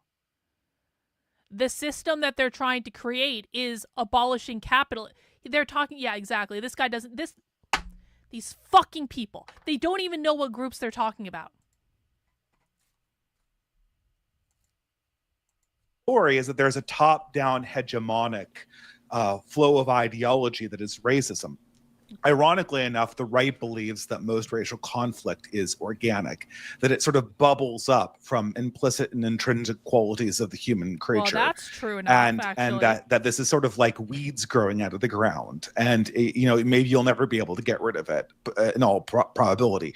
But you can see, I mean, Mosca and Pareto believe that for the most part, and there are some exceptions, right? For the most part, ideology is top down. The elite believes something, and then it becomes the belief of the masses. So, for instance, a great example is Robin DiAngelo. Now, I come from Northern California, not Berkeley. Robin DiAngelo is the lazy fucking example because Robin DiAngelo is an anomaly on the left because she is actually racist. Horrible example. If you can't come up with a better example, you could say Ibram X. Kendi. You could say, what is her name? Nicole Hannah-Jones that wrote the 1619 Project. These are cultural figures that these people should know about that are far better examples than Robin DiAngelo. But nearer Berkeley. And there is not an idea that Robin DiAngelo has ever said that was not being said in 1992 in Berkeley. It was all there beforehand. And that's because, the same thing is true for Harvard, right? You could see this stuff in like Noel Ignatieff, right? This is not new. What's new in the Great Awakening was that this idea filtered down from the higher education centers into the general population. True. And that's how most ideas work. Now, there are some exceptions, some populist ideas. Trump is very much a creature of the internet, which is why I think, he's going to have a hard time getting his hegemonic ideas into play. But I don't know. I look at the history of the 20th century, and most of the effects are ideas that come down from the powerful to the powerless. That just seems to be the pattern for the most part, with some minor admitted exceptions, certainly. What might be words for powerful and powerless? They be talking about the bourgeois and the proletariat? They haven't even really said Marxism in this, which is mind-boggling to me, but okay. Yeah, so my first point was just that I would just dispute the idea that there's just one narrative out there and that it controls everybody. And the fact that Trump won the election is kind of evidence that at least half the population is not buying that, whatever you want to call it. If the elites... No. The fact that Trump won the election is indicative of the fact that he is bought and paid for by the establishment. The establishment let him win the election. The establishment gave Trump hundreds of millions of dollars because Trump has bent the knee to what the establishment wants. Trump today is not the same Trump as in 2016. In 2016, it was actually a miracle that Trump won the election.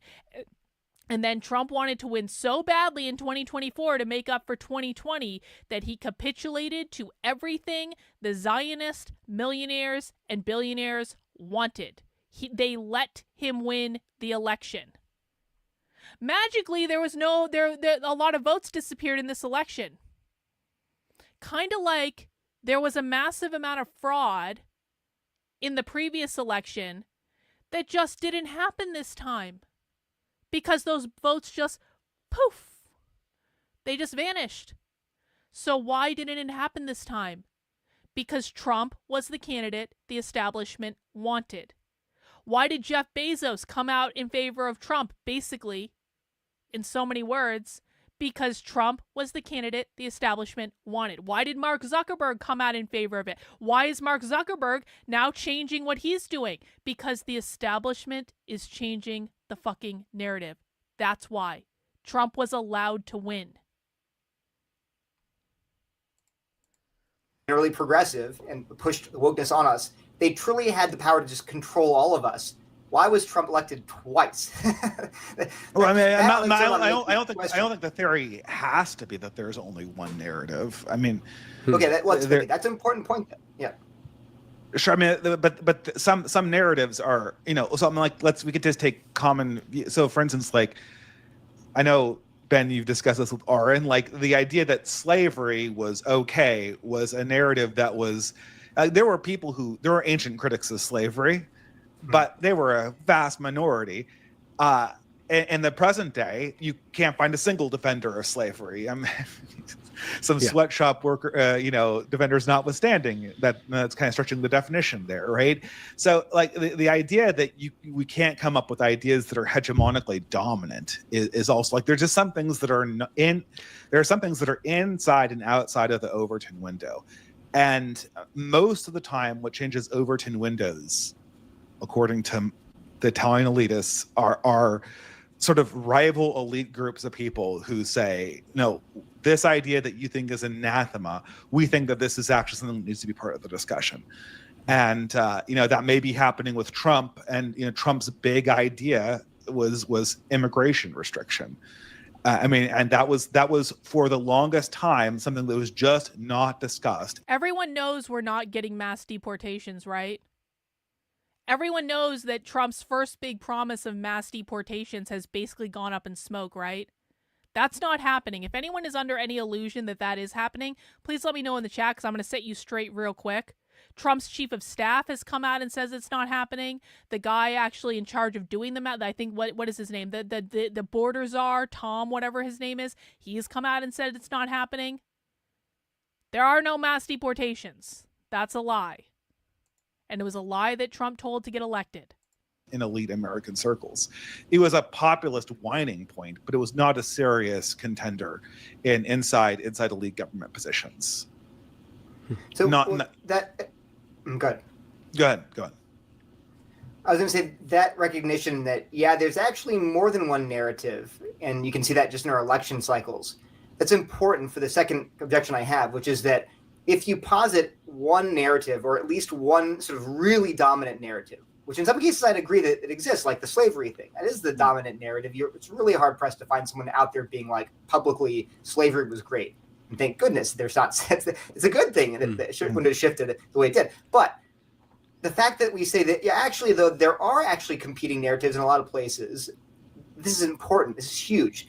Because one of the major problems with wokeness in any form is that they can argue basically that you are blind. You can't understand the reality because you're still immersed in the hegemonic narrative. And you have to achieve this enlightenment. And that's why for a longest time, again, this was my objection to left-wing wokeness. This is just common sense, though, isn't it? This is a perfect freeze frame, by the way. This is an absolutely perfect freeze frame. But let me just lay this out. There is not a single person in the world that is aware of every single piece of information in the world. So this narrative that to be woke means you are enlightened to something that we are not enlightened to, that's called learning new information and changing your mind. And people who aren't yet quote unquote woke have not yet learned that new information. This is a horrible descriptor of what it means to be woke. Because really what we're talking about is people take on both the quote unquote woke right and the woke left, which I don't buy into their definitions, but let's just play this game. We're talking about people becoming aware of new information and changing their mind based on that information, which is PS, the human fucking experience. If you never take in new information, if you never change your mind based on that new information, then you are not a human being. And to not be awakened to that information yet means you haven't yet accessed that information. It doesn't mean it's unavailable to you. It doesn't mean it's some mystical Gnostic cult. It just means you haven't learned that information yet. You haven't read that book. You haven't listened to that speaker. It's not a subject that you spend a lot of time on. Me, I never really studied world history. I didn't like world history, so I didn't study it. I studied a lot of American history. I studied a lot of Revolutionary War history. I went to school in Boston. It was really great for that. I studied a lot of Civil War history. I was really into that, but I never studied world history. I hated studying World War I. I hated studying World War II, so I just didn't do it. So it wasn't until later in my life when I started examining the events leading up to World War II and what actually happened in World War II and the people that I was like, oh shit, this is not at all what I thought it was, because I took in new information. I didn't just believe everything that was given to me, because we shouldn't do that either. I took in new information and I changed my mind on some things based on that new information. These people are saying I'm part of the woke right because I took in new information and looked at things differently. And now I'm saying, hey, maybe do you want to read this history book, because this is an interesting perspective? And they're like, no, that history book makes you woke. Well, no, the history book is just a book. It's just new information. You're not woke if you learn something new on either side. It's what you do with the information that matters. They wouldn't appeal to evidence and reason and logic. Well, yes, thanks. Okay. Thanks. I have 4 kids. Actually, I this is happening to me. This is happening to me. Sorry, one second here. No, take your time. All right, I have 4 kids. I'm pick up something, Neil, just to drill down into what you're saying. Sorry about that. The interruption. I completely lost my train of thought. What were you saying? So the admission that there's multiple narratives, that is really important, because what the woke left would do is say, we live in a racist hegemony, white supremacist nation.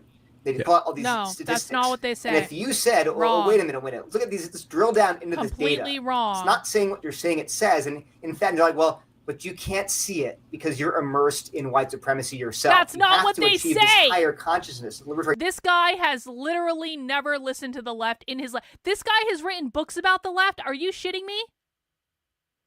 This guy has never listened to actual leftists in his life. He really thinks you go to a leftist event and they're like, it's a secret oppression. It's secret. Like, are you serious? Hang on, I need to listen to that again. This data. It's not saying what you're saying it says. And in fact, they're like, well, but you can't see it because you're immersed in white supremacy yourself. Does the left actually say that? You can't see the oppression because you're immersed in white supremacy. Does the left ever say that? What do you guys think? you just can't see the oppression because you're immersed in a white supremacist culture. No, the left doesn't say that. The left doesn't say that at all. Do you know who says that? Conservatives who are shilling a political narrative. That's who says that. They say you have internalized capitalism. Yeah, they might say that. Exactly. Wow. Have to achieve this higher consciousness, liberatory consciousness, and then you'll just know it's there. And in fact, I'm a person of color, and so I have this double consciousness. I can see things you can't. That's deadly. And it's yet you actually see a fallacy nothing, that Neil. C.S. Lewis coined And yet you Bulverism. see The nothing. idea that you don't want to see it. Your privilege and power are blinding you. Well, the problem is that way of thinking, that fallacy can come from anywhere, left or right. And it's dangerous. But the fact that if you're willing to say, actually, there's multiple hegemonies, well, then I no longer can say there's just one thing blinding you, and therefore only one blindness out there. And if you're on the wrong side of it, I can ignore you. No one says say, actually, that. it's definitely Literally, it's no one definitely says that. poisonous for conversation to make the assumption, Yeah. like the Bulverism thing, that your opponents are blind. But I mean, it is a little true. I mean, the thing is, the problem with these things is that these are deadly to discourse. So we have to exclude them for the presumption of good. Robin DiAngelo is definitely on the woke left. She's definitely a progressive. I would not say Robin DiAngelo is a full socialist. Robin DiAngelo is more of a, like, at maximum, Robin DiAngelo is like DSA, which is not a real socialist or communist. But again, the thing with Robin DiAngelo is an anomaly.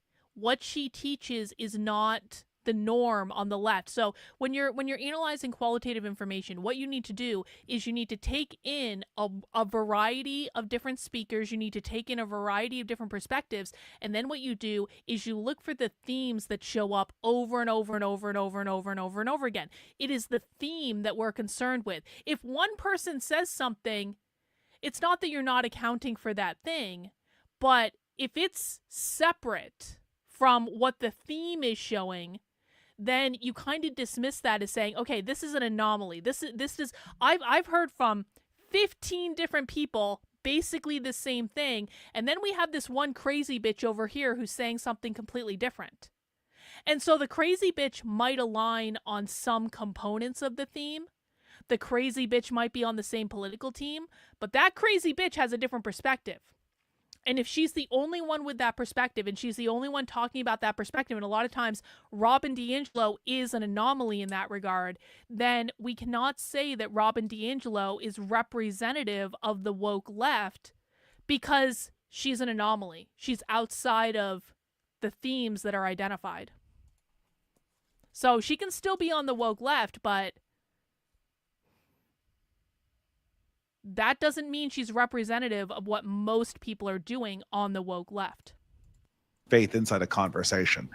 But it is absolutely true that we have a very difficult time considering ideas that are kind of outside the realm of acceptability inside our given time. So ideas that we were raised with to think as being ultimately really, really good or unquestionable. A good example is democracy. This is a great one. I mean, no one's ever been like there. No one has had an experience with democracy that's been positive, but everyone thinks it's good. Like, have you ever voted on an issue that had like a financial obligation attached to it? Like, if you're part of a housing co-op or like a co-op that you're managing where there's like a huge sum of money that you have to vote on, people usually list that as like a very, very bad experience, and they'll do anything to get around it. But then they'll go on to say like democracy is great. Well, people's opinions that democracy is good, it's not historically common. Most people in history have thought democracy is bad, even our founding fathers. And most people have negative experiences with democracy, yet they're programmed into the response that, oh, democracy, that means good. And so like it's very, very difficult to get people out of that mindset once you've been raised with it. And if there is an important issue or something that's essential for your society to understand that lies on the opposite end of one of these sort of culturally indoctrinated or these culturally hegemonic ideas, then people are going to have a very, very difficult time seeing that reality. So I agree. It's not just for me that it ends discourse. I would argue it actually ends reason, because it's an informal fallacy. Like a Bulverism just it's not how you reason properly. So I think we have to exclude it. I agree. And I'd actually agree with you. Of course, we all have assumptions that are unquestioned. And it is harder to think through my blind spots. They're called blind spots because I'm blind to them. And yet we can't appeal to those blind spots to prove that we can't assume our opponent has those blind spots in order to force our point across. We can't just say the only reason you believe in democracy is because you're brainwashed. Well, that's possibly true. Yeah, in a conversation, yes. But the thing is, it's like, if you wanted to control power in the state, that'd be a different question, right? Like, because most people aren't like, I'm going to have a debate about whether the ideas of the government are true or not. They just go with what the government says, because the government has propaganda, and propaganda has a narrative. So, I mean, like, Hungary is a great example. This is a country that... When are we getting back to the woke kind right? of sort of it's very near the place that my grandparents came from. I'm fast forwarding. He's not saying anything. Average IQ of 100. He's not saying anything. Democrats, I mean, narratives can shift, right? And like that's part of the theory. Like that it's not like there can never be any preference cascades. That's not the elite theory is if you're trying to convince a mass of people, and don't show up in front of a mob that's being subjected to propaganda with a list of syllogisms written out in logical form that will never work. That's what the theory says. It doesn't mean that there can never be preference cascades or there can't be alternative elites that emerge and create counter narratives that who are the elites that were? I mean, I guess Elon Musk has got to be the biggest name I can think of with access to like social. But you think Elon Musk single-handedly like unbrainwashed or alternately brainwashed? No, that's not how I would put it. The internet the internet opens up an avenue for people for which populist swells can essentially gain power by surging during election years. This is basically, so the internet created the possibility for flash mobs. And Trump, well, Trump's not the only person to figure this out. People in the Arab Spring also figured this out. People across the world have been slowly figuring out that you can flash mob elections to force the media to cover a certain thing. Now, so in some ways, this is like the 20th century technology feeding back in on itself. In the early 20th century, all the technology for mass media was controlled by the state, which is why you had these totalitarian states become ubiquitous during that time. And I include Roosevelt among those people.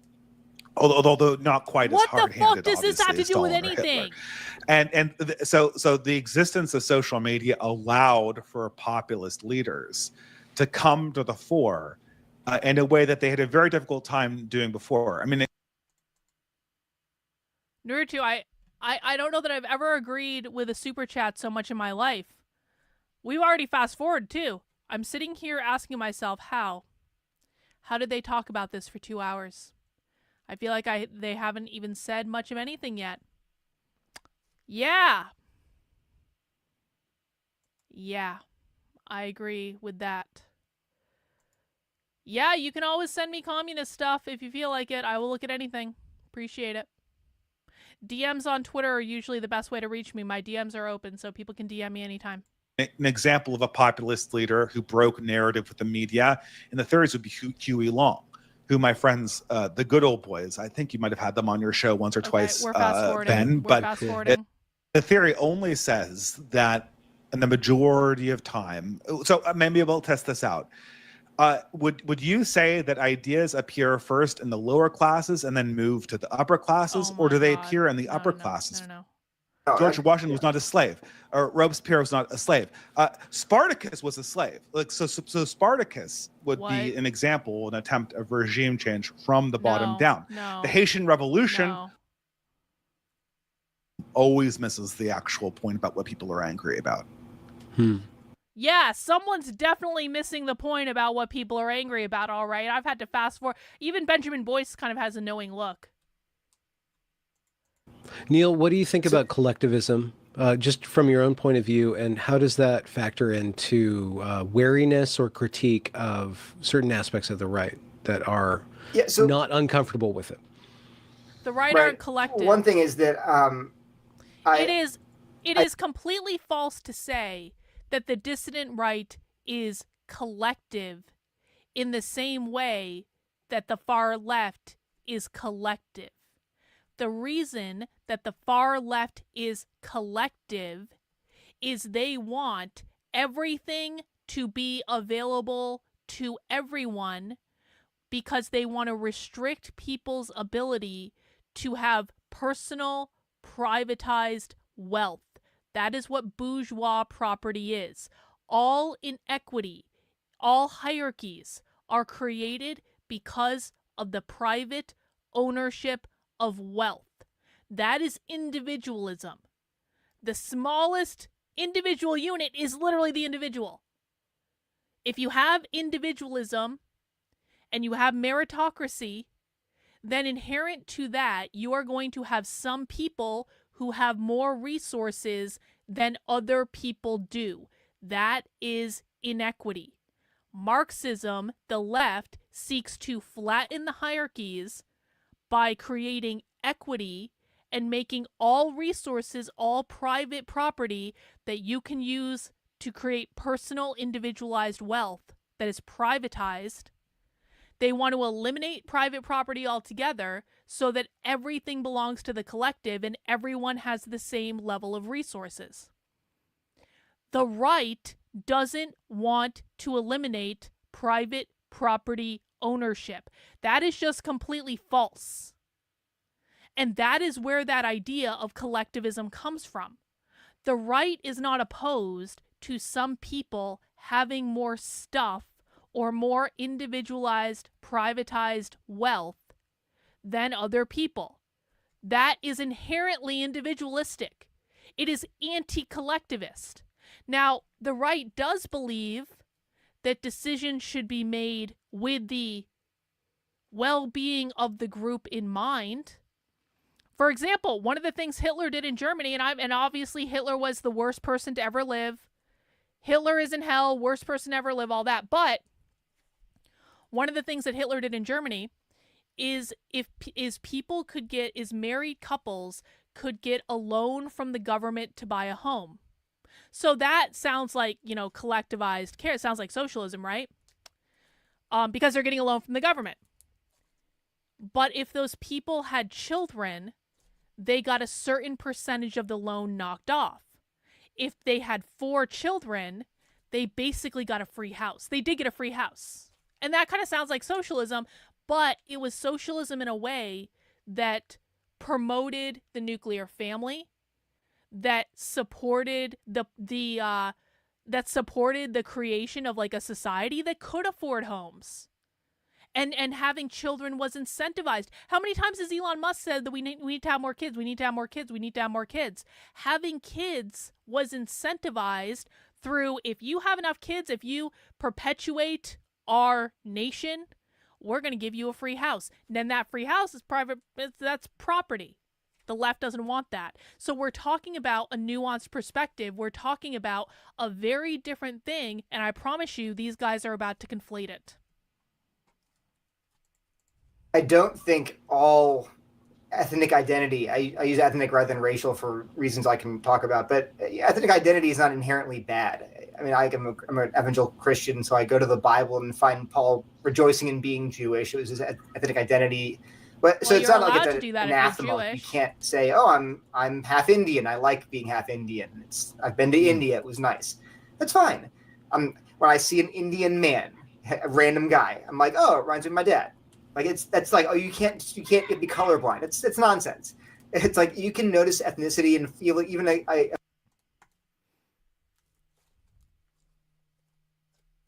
the dissident right doesn't actually care if people are different races. They just don't want a race mix. They think that the different races are different and they have different strengths and that they should not be crossing the streams, as it were. You're talking about religious collectivism? I mean, bro, I'm not a Christian, and I'm accepted with the Groypers, and they know I'm not a Christian, they know I'm not a Catholic, but they still accept me. So are they really religious collectivists? Are they really? Or do they just have a certain set of values? This is not a nuanced perspective. This does not reflect that you understand what you're talking about. I'm sorry. Familiarity and a happiness about, that's fine. What I worry about is two things. And this is okay. And this is a good point. I think some people look at the phrase woke right as a pejorative. Like you don't like wokeness. It is a pejorative. Slap woke on the right to marginalize it literally these is. guys that are, yes. It's not fair. And the reason why I've adopted that term, one is I borrowed it from, not James Lindsay even, I borrowed it from other Christians who are, interestingly, one of them is Doug Wilson, he was a Christian nationalist. So he's very, very, very, very conservative. Not just conservative, but on the right.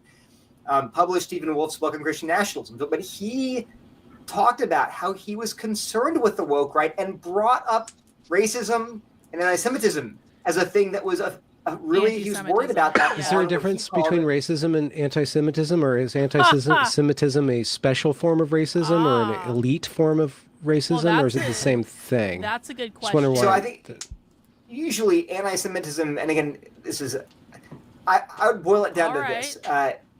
These are all forms of the sin of partiality. Now, yeah, that's not what's being argued for, bro. Keep showing us that you don't know what you're talking about. Nick Fuentes has said on numerous occasions he's not arguing for a white ethno-state, that he acknowledges that there are non-white people here and they're going to continue to be non-white people here. So keep making shit up, bro.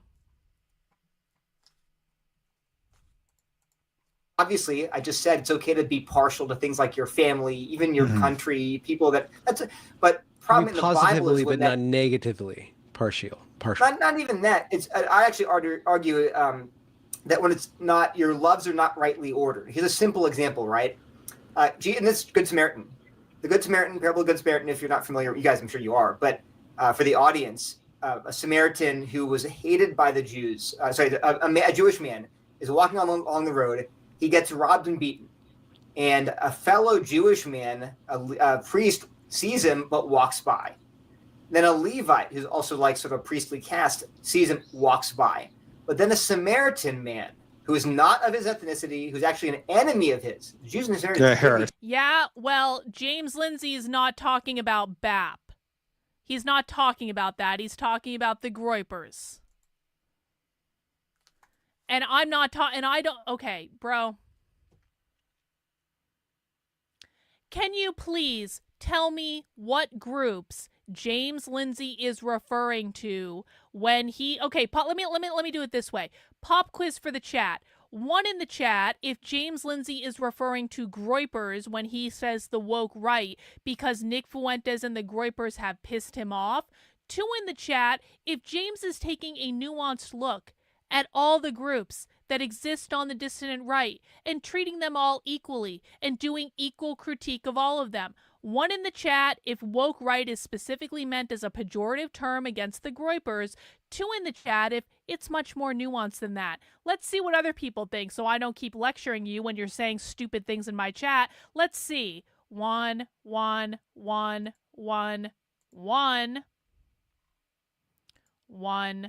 He's talking about the Groypers, bro. He's talking about the Groypers. He's even gone after all Catholics. He's talking about the Groypers. No, that's not what I said. Listening is fundamental. We listen on this channel. What I have said is James Lindsay is using the term woke right as a pejorative attack on the Groypers. I don't mean anything. That is what he is saying.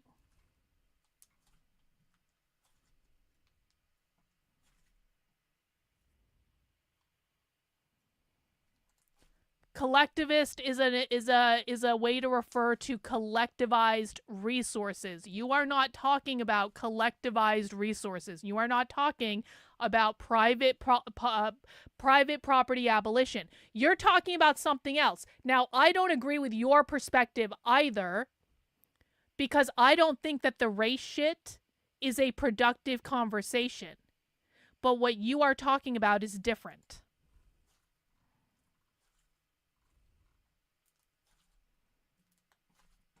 Yes, I am right. He is referring to the Groypers. You are making shit up. If there's one rule on my channel, Mark, that I have, in addition to don't be a dick, in addition to don't whine in my chat, it's don't make shit up. You are making shit up. So please cut that out.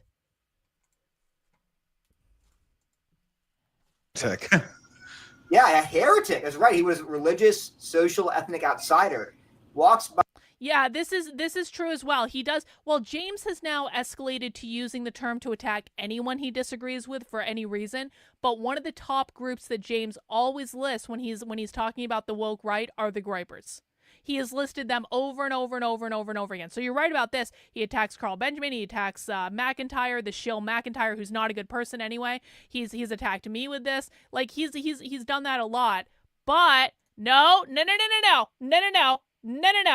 No. Actually, you know what, Mark? You just got yourself a 24-hour ban. You want to know why, Mark? Because you're continuing to make shit up after I told you not to. So Mark is now banned for 24 hours. Goodbye, Mark. We'll see you next time. The reason Mark got banned for 24 hours is James has actually specifically named Carl Benjamin. James has specifically named the shill McIntyre, as I'm going to call him, because I don't think he's an intellectually honest person either. Just because I don't like James doesn't mean I'm on that guy's side, because that guy's an intellectually honest, self-righteous douchebag. But James has specifically named them repeatedly on more than one occasion. So again, it's not the same fucking thing. And we're going to stop making shit up. Sees him, has pity on him, binds his wounds, cares for him, pays for Stathian, and then Jesus is being asked, well, what is it? Who's my neighbor? And Jesus says, be like that guy. It's not a question of who your neighbor is, but who you're being a neighbor to. Jesus commands us to love our neighbor as ourselves, and that means anybody in our path, whether it's a person of an outside racial, ethnic, religious group, doesn't matter. So Jesus pointed this. Yeah, go ahead. Well, I mean, racism is kind of a good example of this. Because guess what? That Mark Twain account that I just put in a 24-hour timeout, brand new account. Brand new account. Imagine my shock. Because you had the problem is history existed before the 20th century, and did it though? You see how so Christians conceptualize this differently. So what you're saying is perfectly fine about the Good Samaritan, right? But first of all, racism it's a term that comes from what the American version of residential schools. It's a progressive Christian term. The only reason why racism as a word becomes popular is because communists. It is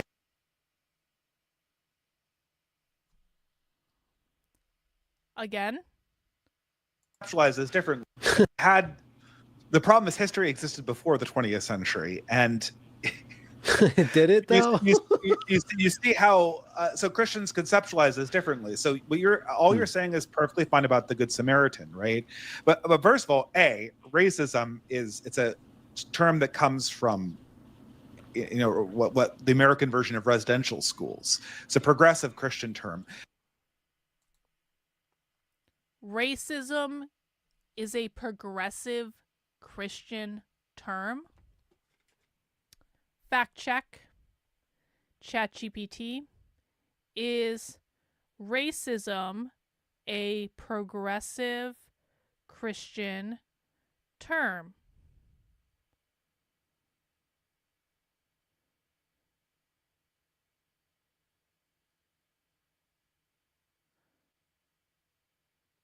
The term racism is not specifically a progressive Christian term, but it has historical roots influenced by various cultural, academics, and religious contexts.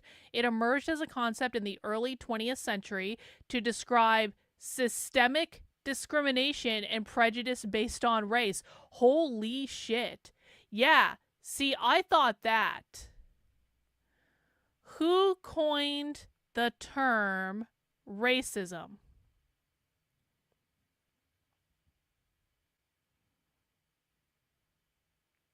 Magnus Hirschfeld, a Jew. Well, okay, so the term racism is widely attributed to the work of Magnus Hirschfeld, a German Jewish physician, sexologist, and activist. He used the term in the 1934 book Racism, where he criticized pseudo-scientific racial theories that were prevalent in Nazi. Seriously? ChatGPT is telling me that the term racism was invented by a Jew to critique Nazis? Hang on. Did Trotsky coin the term racism? No, Trotsky did not coin the term racism. Okay, well, so Magnus Hirschfeld, German Jew. Racism was that you learn something new every day. The term racism was invented by a German Jew as a way to critique Nazis.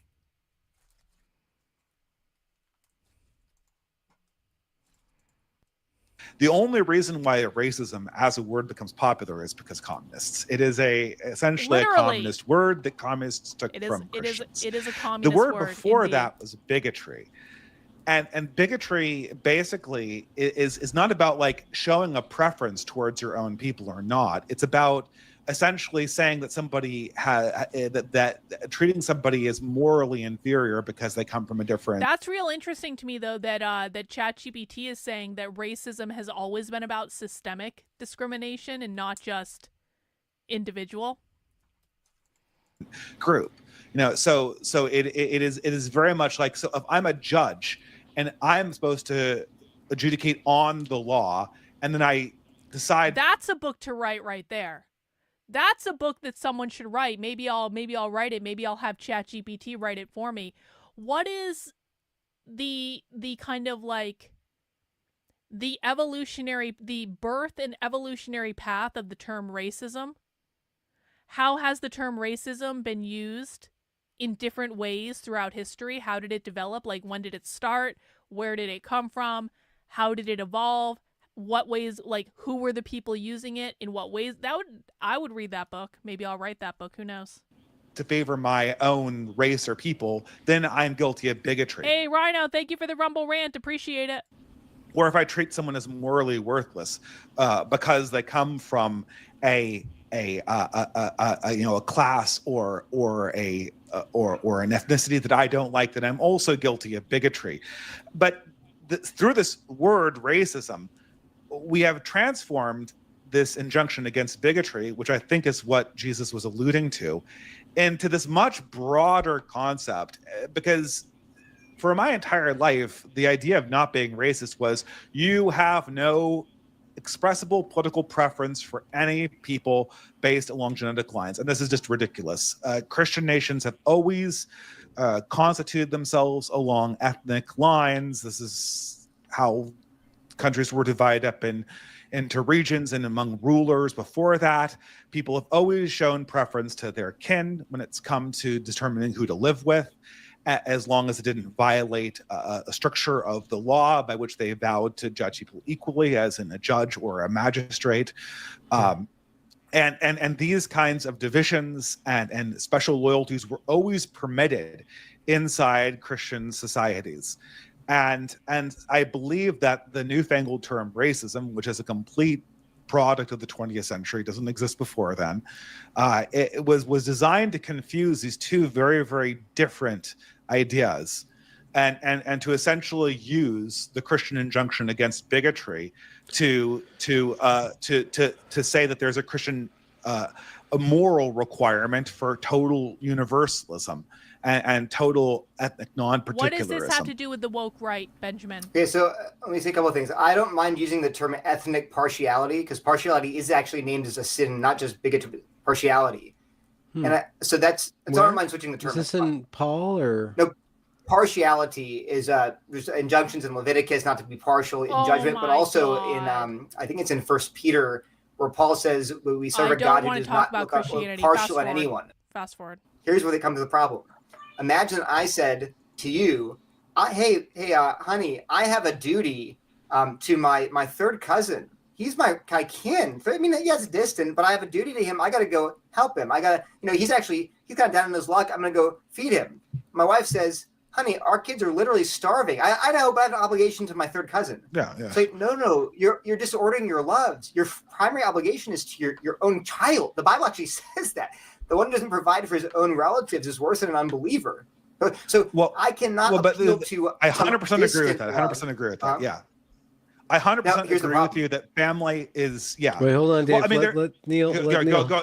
I have a problem talking over people. I'm sorry, Neil. Go ahead.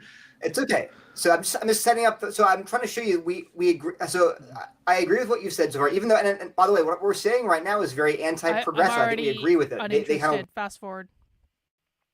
And we've tried to communicate via sign language in the hallway. They could be they're I'm sure they're wonderful people, but that person is not going to have the same connection. Even if I've met that woman 1,000 times and I've never met the person who has all these other different things in common with me, my pen pal across the continent. And I think that this is something, this is just the reality of how human anthropology works. Christians have been fine with this in the past, recognizing that there are these special connections. And I don't feel like I need to demand that African Americans see me as the same people. I don't think Black Americans see me as the same ethnic group, and that's totally fine with me. I'm totally fine. Are they arguing in favor of identitarianism? Is that what's going on right now? And that they have their own thing, and they have a special connection with Black people everywhere, because there's this common piece of history. And this is actually one of the things, right? Like, African Americans, they're not lying when they say that they've had a unique experience in this country. And they're not lying when they say that it makes them feel connected to other African Americans, even other African Americans that they what he's doing is completely misunderstanding what the term systemic racism means. Never met before. I think we should acknowledge that and say that feeling is not bigotry. And I think we should acknowledge that feeling that African Americans have is not something. I mean, obviously, there probably is some ultimate good we could be doing that's better than that in some ideal sense. But I don't think that's that Jesus was condemning in the parable of the Good Samaritan.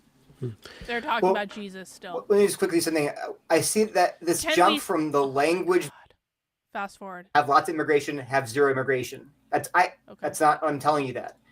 I am going to tell you that, for example, in the current reality, we are living in America in 2025 now. Yeah. Right.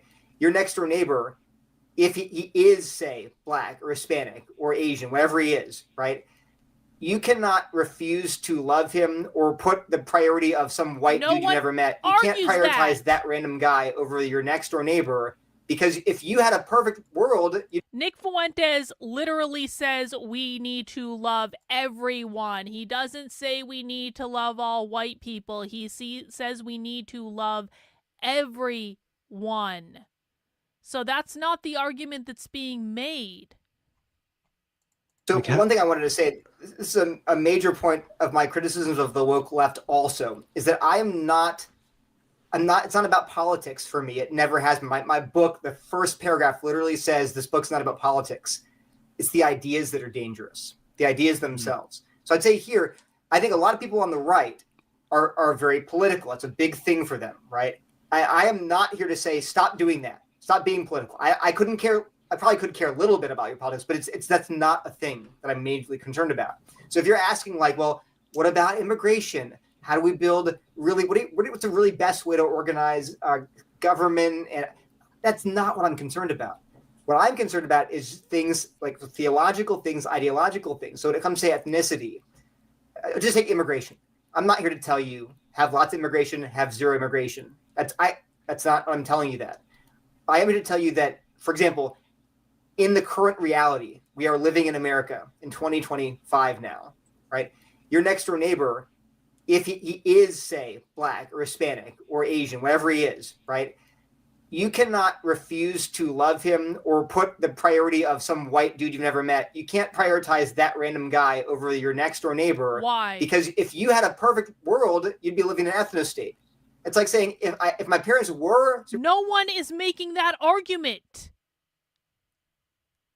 Superman and Lois Lane, then I would live this way. But God does not care about your fantasy world. He cares about the real world and how you treat people in the real world. So that's my point, is that my focus has never been on politics. It's on what these ideas do, primarily to the church. And I saw this division caused by the woke ideas from the left, and I'm seeing, and okay, frankly, I'm seeing it, and many people are seeing it on the right. I said Doug Wilson said he's seeing racism, like not just insensitivity.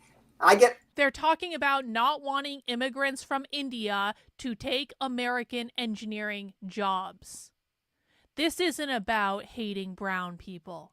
I'm sorry. Yeah, do I know some people who post some crazy things that make fun of Indian people and saying they smell bad and references to bodily excretions that I don't want to talk about? Do I see that? Yeah, sure I do. But the argument is actually they don't want Indians coming here to take American jobs. That's actually what the argument is. And the reason that Elon Musk is pushing H-1B visas is because it is cheaper, significantly, for Elon Musk to import Indian engineers to work at Tesla and SpaceX and things like that, because American engineers who can do exactly the same thing cost more money.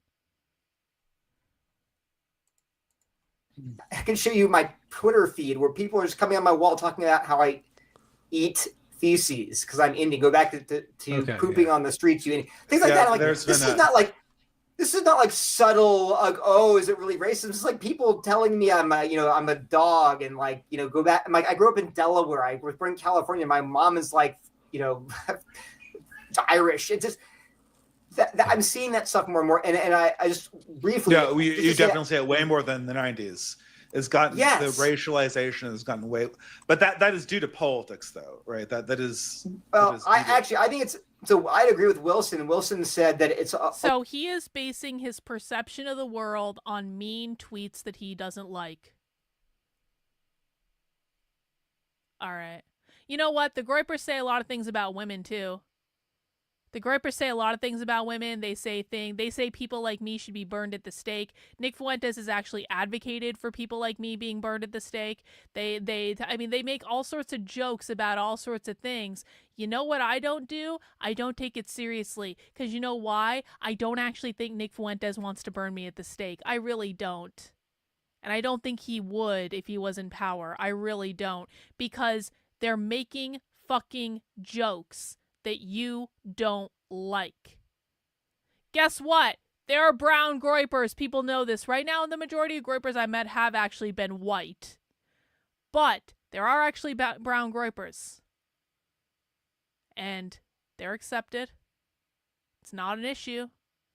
Because they understand that it's not a personal attack on them. Not all of it. At least some of it is a backlash against young white kids being told they're oppressors since they were age 3, right? Oh yeah. You tell a white kid you're garbage human being because you're a white male. For You've real. only been oppressing. You live on stolen land. Pretty soon they say, I'm gonna go find someone who's not gonna beat up on me all the time, and it's it's the Nazis. but it's the Nazis. But it's still wrong. Becoming a racist because you're, hurt people. You can't just resort to being a race or ethnic partiality or bigotry, whatever you want to use. Yeah. Yes. Yeah. This is all about trolling. Yes, it is. Yep. That's what this is all about. He's pissed off that he got trolled on Twitter. The solution, and we're seeing it. Sorry, one more thing. Two things on Twitter. Twitter's Twitter. It's different for everyone. It's not science. But a pastor named Mike Winger, he's a popular YouTuber. Sort of does lots of Bible studies. But he's very apolitical. He's a normie, right? He's not he's anti-woke, but he says that's his thing. He talks about the Bible a lot.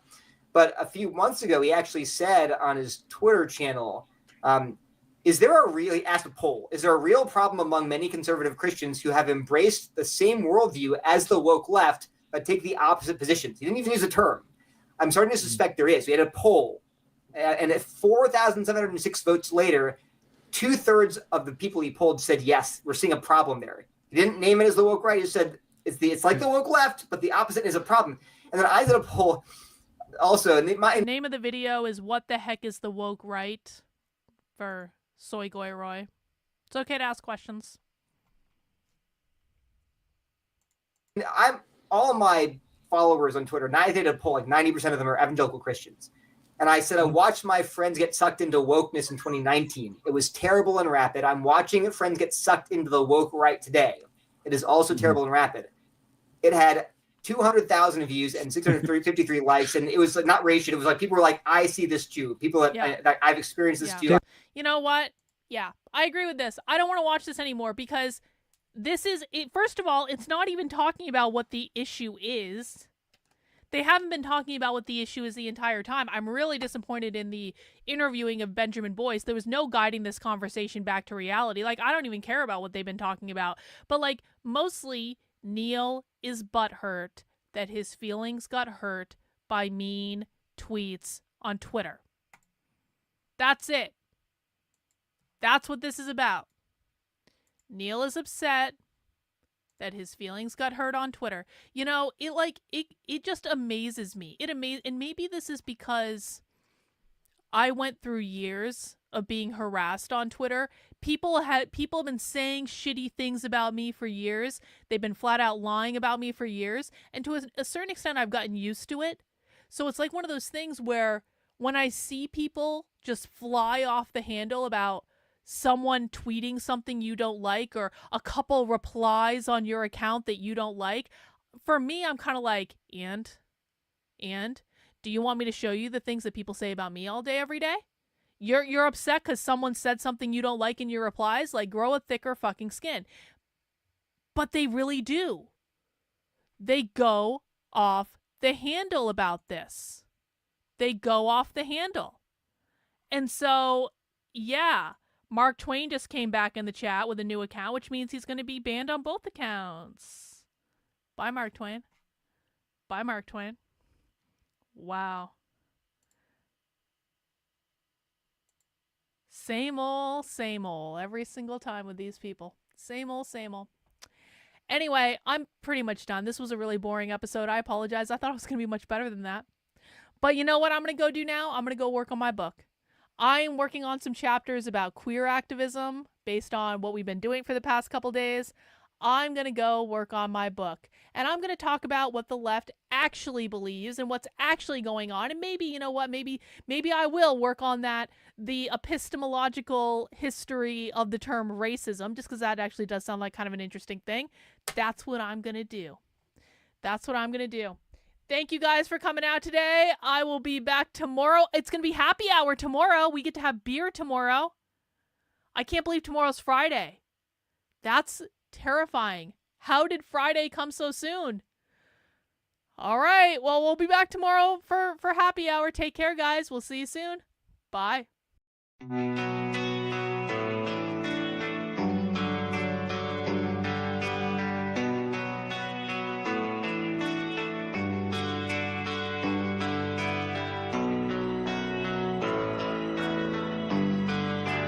How are you feeling?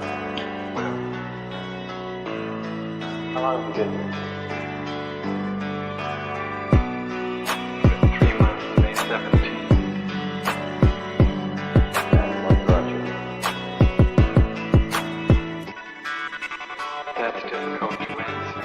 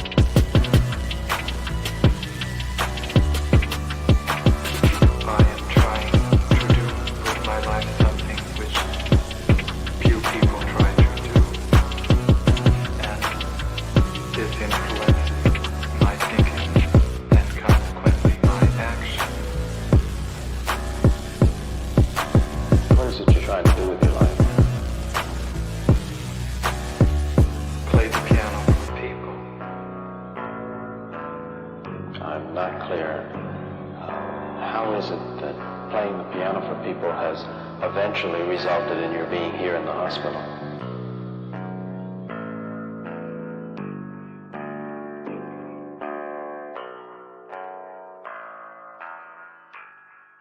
That's difficult to answer.